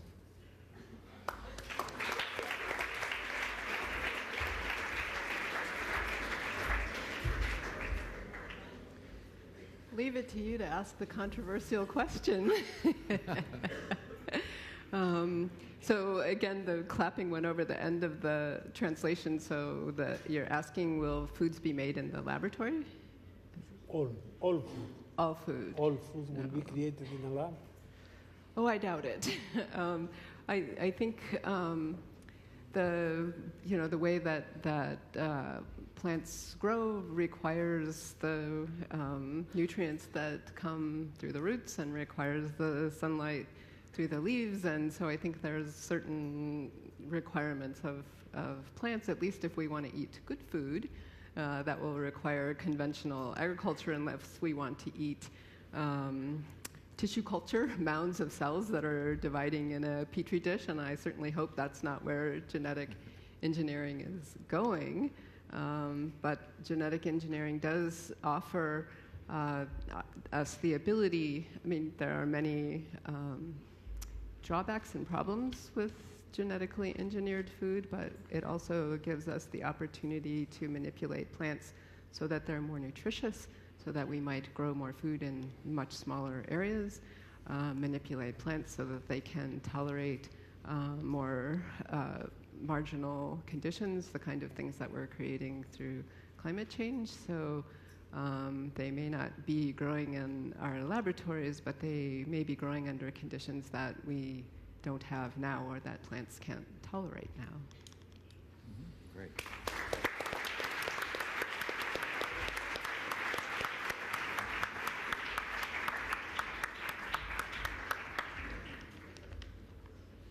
Bueno, eta jarraituko dugu azken galderekin. Zientifiko teknikoetara pasako gera berriz.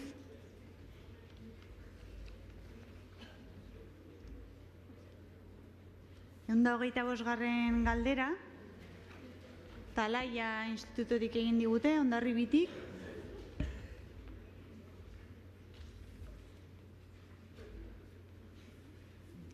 Talaiatik norbait, bai, hementxe. Kaixo. Nola eta nondik lortzen dira zelula ama egokiak gaixotasun neurodegeneratiboak sendatzen saiatzeko. Eskerrik asko.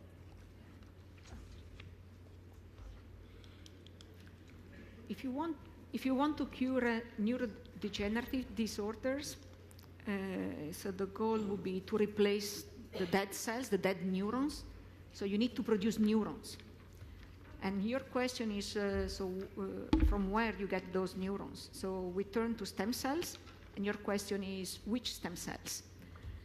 Of course, there are different types of stem cells, but I would say mainly two types, the adult stem cells, and we carry right now the adult stem cells in our body. So there are adult stem cells in the hematopoietic system, there are adult stem cells in the skin. These are specified, they are stem cells, but they are sort of already committed to give rise to the specialized cell types of the tissue where they reside. If I want to make neurons, I cannot use skin stem cells, I cannot use hematopoietic stem cells, I cannot take a piece of brain from the patient and trying to isolate the few stem cells that are there in the brain to make the neurons. I cannot do that. So we can turn to a stem cell that is we do not carry in our body, which is the embryonic stem cells. We turn to the embryonic stem cells, the human embryonic stem cells. They are taken from the blastocyst, and we turn to the stem cells for purely scientific reasons, because this is the mother of all stem cells, and among their secrets, these cells know how to make good neurons. And you know, scientists not only have the imagination and the creativity, but have also the ability to see with their eyes the results. And if you put a few embryonic stem cells into a dish, and a few adult stem cells from any tissue into another dish, and you see, let's see which one of them is more capable in making the good neurons that we want to have. I mean, there is no competition. This will win. So we are working on the human embryonic stem cells, and there are fantastic, truly fantastic results that people in the US, Lawrence Studer at Sloan Kettering in New York, and people in Sweden, Anders Björklund and Malin Parma in Sweden, fantastic results with embryonic stem cells for Parkinson's disease, because they discover a protocol. So it is a recipe that turns these embryonic stem cells that can generate all cells of the body organism, but they were able to push them toward one direction, which is neuronal differentiation, being able to generate the dopaminergic neurons that die in Parkinson's disease. And the protocol is so fantastic, so they are my highlight. The protocol is so fantastic, so reproducible. The neurons are authentic human neurons that they were able to show very recently, this is really amazing, that not only these neurons are authentic dopaminergic neurons, but that they can transplant these cells into animal models of Parkinson's disease, and these donor cells, you know, they start from human embryonic stem cells, pushing them toward dopaminergic differentiation. They did the transplantation, and these cells were able to survive in the brain of animals, differentiate into dopaminergic neurons, produce dopamine. They were able to produce a functional recovery in these animal models of Parkinson's disease, and this was something that was astonishing, and it was the result we have been waiting for decades. These cells were also capable of producing a very extensive outgrowth and connecting to the local neurons. So can you imagine, these cells are coming from the blastocyst. They've never seen the brain before. They've been instructed by the scientists, and after transplantation, they were able to do all of this. So again, I mean, I would turn to embryonic stem cells, and the results are so strong that these groups are now working toward developing clinical trials. So my motivation for working on human embryonic stem cells to generate the neurons that die in Huntington disease is because of their results, is because of the beauty of these cells, and is because, of course, I mean, there is really, I mean, you can, let's say, reproduce development. You can just reproduce normal neural development if you are capable of imposing, giving the right instructions to these cells, and everything will develop under your eyes. And then you can take these beautiful neurons and do all your kind of experiment. So if you want to make neurons for neurodegenerative disorders, there is no way, to work with adult stem cells. You have to turn to embryonic stem cells and maybe to the induced pluripotent stem cells, now discovered by Shinya Yamanaka. But, transplanting those cells, there are some group in Japan, they are working in that direction. But for the moment, I will stay with the embryonic stem cells. We're also working with the reprogrammed stem cells, but embryonic is just marvelous. Sorry for the long answer.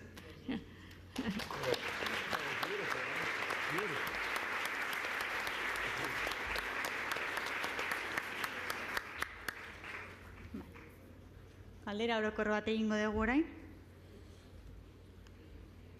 72. galdera. Pasai Alezotik.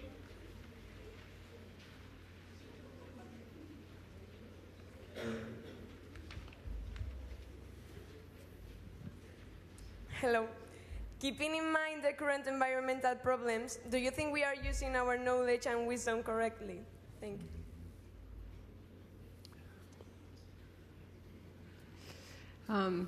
Excellent question. I think one of the problems that we face today is how scientists communicate their wisdom to the general public. So I feel like we have a fairly sophisticated understanding of the problems that we're creating, and we understand some of the potential solutions to the problems that we're creating. But we need to better communicate with the general public, and we need to much better communicate with our politicians, because I think the part of the partnership that needs to happen is a partnership between scientists, politicians, and really the stakeholders, the people whose lives are being affected by environmental problems. So I think you ask if we're using our wisdom correctly, and I think we are, in order to use our wisdom correctly, we need to form better partnerships throughout the community of people who are affected by environmental problems and climate change and degradation and food shortages, and not only understand what the problems are, but to forge solutions that will work for all people.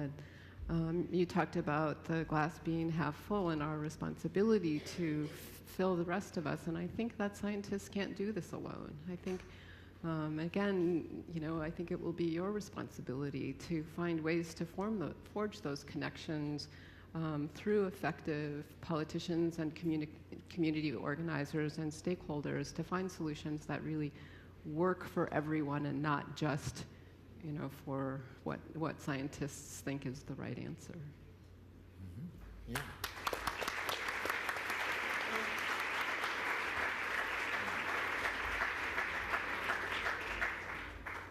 I fully agree. I think scientists by themselves are not enough. No, they have to develop partnership, and maybe because I come from Italy, but I see a big problem in this partnership element. And once again, maybe I'm influenced by the Italian situation. I see, scientists on one side and the politicians on the other side, and they don't talk to each other at all, at least in my country. I think here is, very different. And I can tell you that when these don't talk to each other, and when the citizen also, they are in the middle and they don't understand how things are, you can face big, big problems. So I'm sitting in the Italian Senate in addition to running a lab, working on Huntington disease. So this is my struggle, which is how to put science and politics together. And I prefer to say, what I see is that they are not together. They are going in opposite direction. And politics don't take any advantage, politician, at least in my country, of the availability of the scientific facts. And actually, scientific facts can be dangerous for political decision. At least this is what politicians would say in my country. Because, of course, I mean, if you want to push the idea, if politicians want to push the idea that GMO is evil, and then, I mean, there is a piece of data that says this is not evil, actually, this can be something that at least we should consider. Well, the solution for politicians would be to disregard the scientific fact. And scientists, on the other side, I think, at least in my country, I had the impression they sort of withdraw from public discussion, and I feel this is a disaster.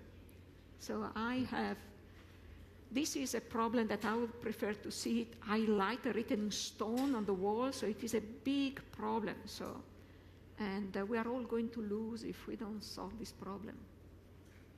Right.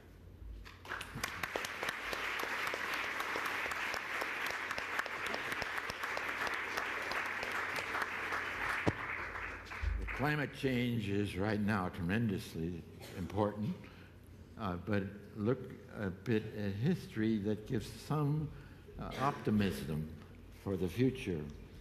Because it's going to be you who pushes this, because you can understand how important it is. Smoking in the United States, at least, was sacred for a long time, because the politicians from the states that grew tobacco and so on were very powerful. And for example, they passed a law that said tobacco was not a substance.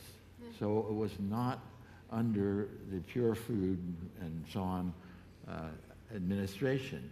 So it was sacrosanct. What that really meant was it was politically supporting them and all. But it turned out gradually that the general understanding of the danger that smoking created changed public opinion so drastically that the whole changed completely, and banned smoking on planes and many buildings, all this huge change that I saw in my life. And how did it happen? I heard a very interesting analysis by a Nobel Prize winning economist that said what happened was when the tobacco companies started advertising less tar in theirs, that really convinced the public that they were dangerous. The Surgeon General had already supported for years that tobacco and tar and all was terrible.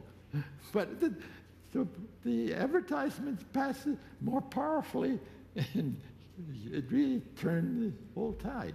So it was remarkable. In a relatively short time, there was a big change. I think that's going to happen for climate change, because pretty soon water will rise from the melting glaciers and so on, and people cannot deny that our generation of hothouse gases and so on have had terrible impact. Hopefully it won't take too long before this settles in, and your generation will make the difference in this big change. So I hope so. Thank you.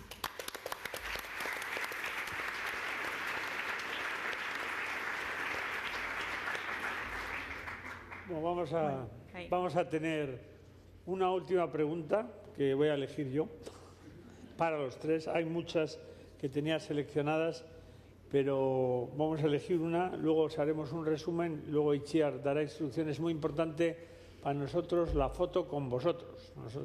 Y nos desplazaremos, pero bueno, esto lo dirá Itziar. La pregunta es la pregunta 60. Now it's what is the most important scientific question? No, what is the most often asked question in this meeting? Herschback said, a picture with me? But la pregunta es la 67. 67. 67. 67. Anatzekalean.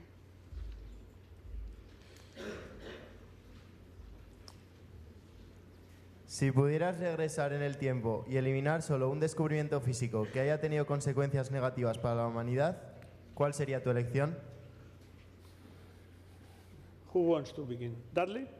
I'm starting to think about it. No, well, it is the way, but it's not in physics. Well, a discovery, yeah. A discovery. It can be biology as well.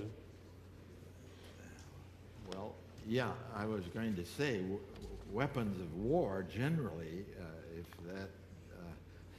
if we could only work with honorable fighting with swords and so on in little battles. Now, starting in the Second World War, it became the thing to just kill civilians and so on. You didn't have military fighting military. You were slaughtering people because that was supposed to destroy the morale and so forth, and the other side would give up. But what it does is prolong the war and bitterness for generations on. So war, anything that contributed to war, and unfortunately almost anything can be adapted to it, is really a great scourge that we need to do all we can to prevent going any further than it is still doing. Thank you.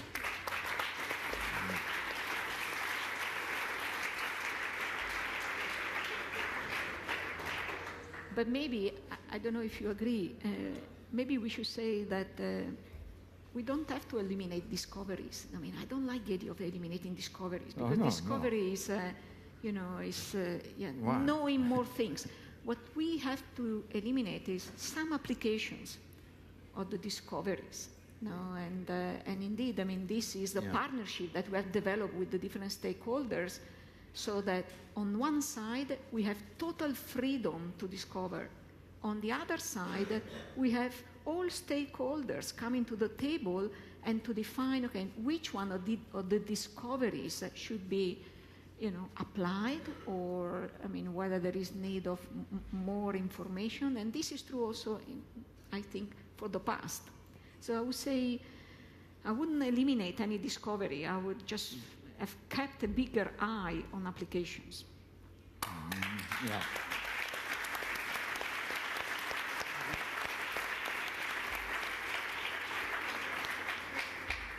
I think that's an excellent point. I was trying to also cast around for a discovery that was inherently evil and couldn't think of one except, the evil men do, saying, so I can't say it better than you have, but if I could change the question a little bit and change something else about history, I would change the evolution of our education system in science that has become so focused on memorizing facts, and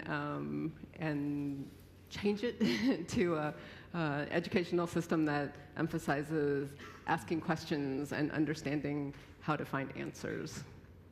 Like they are doing here. Yeah, yeah. Yeah, as you are doing here. Yeah. Very good answer.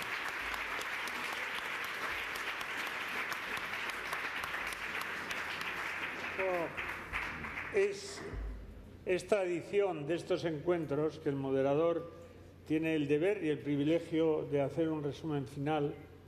En primer lugar, como siempre ocurre, habéis entrado un poco asustados, aunque no mucho esta vez, os veo mucho más sueltos, pero estáis saliendo entusiasmados, siempre pasa aquí, ¿no?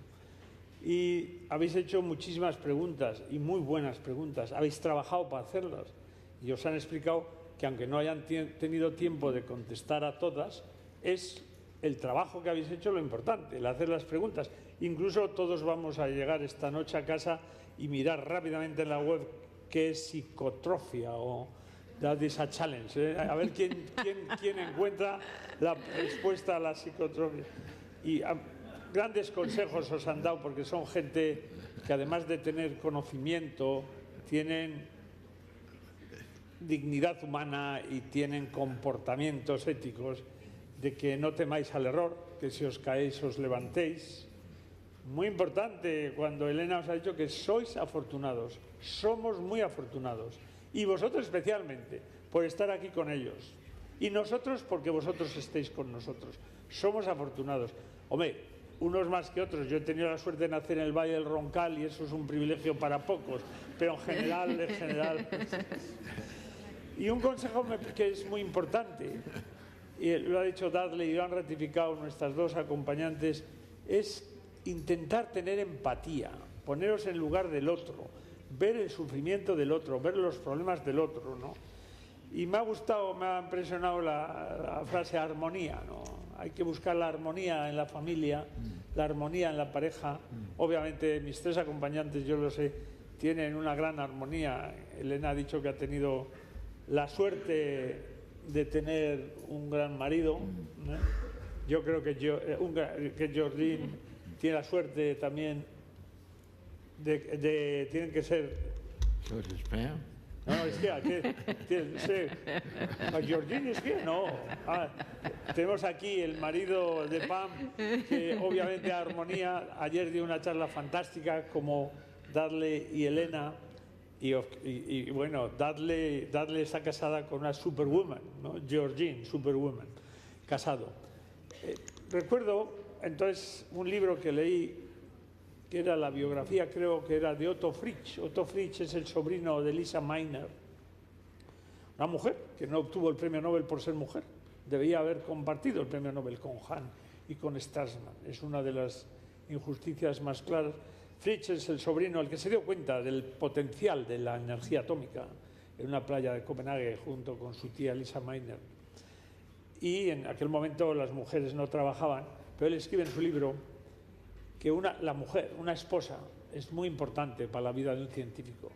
Le hace la vida agradable, siempre que él sea capaz de hacérsela agradable a ella. Y eso me pareció un consejo de armonía que me ha gustado mucho, ¿no? El consejo de los tres es que más importante que conocer mucho es ser buenas personas, good human beings. Y luego la pregunta de descubrimientos.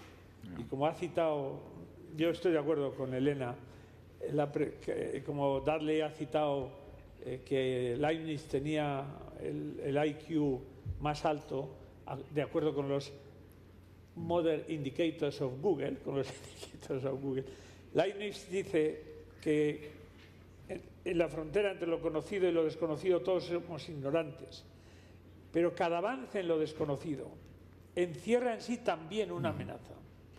Es la dualidad de la ciencia, no de la ciencia, sino de las posibles aplicaciones de la ciencia, ¿no? La espada o la azada, la energía nuclear. ¿Pararíamos el descubrimiento de la fusión, la fisión nuclear? ¿Hubiésemos parado el descubrimiento de toda la física de partículas elementales, de la aplicación de energía nuclear para buenas cosas, pero nos hubiésemos evitado Hiroshima, ¿no? Entonces yo creo que es la aplicación, y hablaba con el esposo de Pam, citando a Eliot, ¿no? Que no solo es conocimiento, decía, es comportamiento. Ahí hay un poema de Eliot maravilloso, T.S. Eliot, que dice, ¿dónde está la sabiduría que hemos perdido en el conocimiento? ¿Y dónde está el conocimiento que hemos perdido en la información? Y yo creo que eso nos lleva a que la ciencia conteste, en lo que la ciencia puede contestar es imbatible, pero no puede contestar a todo. En mi opinión, no hay respuesta científica a preguntas esenciales. Por ejemplo, ¿merece la pena vivir? ¿Para qué estamos aquí? Eso quiere decir que la ciencia tiene límites. Tiene también límites absolutos.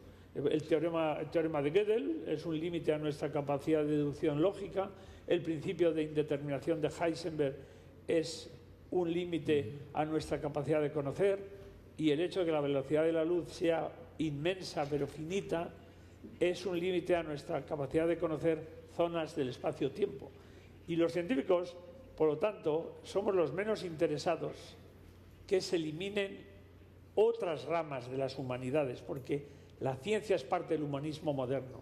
Pero otras ramas como la filosofía, que seguramente no puede contestar a las preguntas que he dicho antes, pero nos puede ayudar a aclarar la pregunta, deben ser mantenidas, en mi opinión, en los estudios. Y digo esto porque se está discutiendo reducir los estudios de filosofía porque son poco prácticos. Los científicos debemos estar en la defensa del conocimiento y de la filosofía porque ayuda al pensamiento crítico, ayuda a entender a los otros, en definitiva nos ayuda a ser mejores personas. Personas como las que tenemos aquí, y la conclusión más importante es que os han explicado lo que son, con sus dudas, sus errores y sus defectos. No hemos visto ninguno, pero nos imaginamos que tienen algunos. Y además lo que os han enseñado es que trabajando se llega a todo. Algunas preguntas se referían a Dudley, que no hemos podido hacerlas. Lo difícil lo hago rápido, lo imposible lleva mucho tiempo. El mensaje es que son personas normales, que lo han logrado con trabajo, con pasión, con ilusión, y que si vosotros trabajáis, disfrutáis de la vida y sois buenas personas, seréis como ellos o mejores. Eskerrik asko.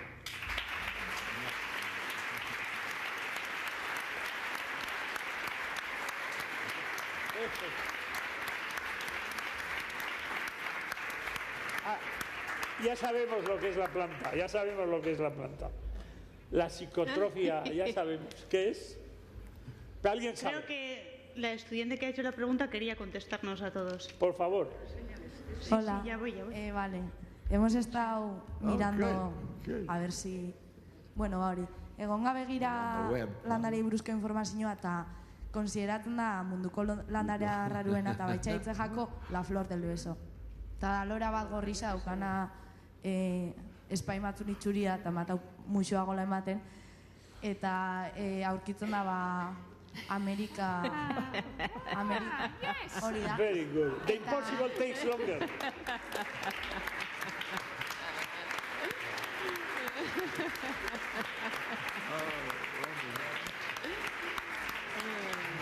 Very good. Eta hori aurkitzen dela Kolonbian, Ekuadorren eta Costa Rica inguruetan.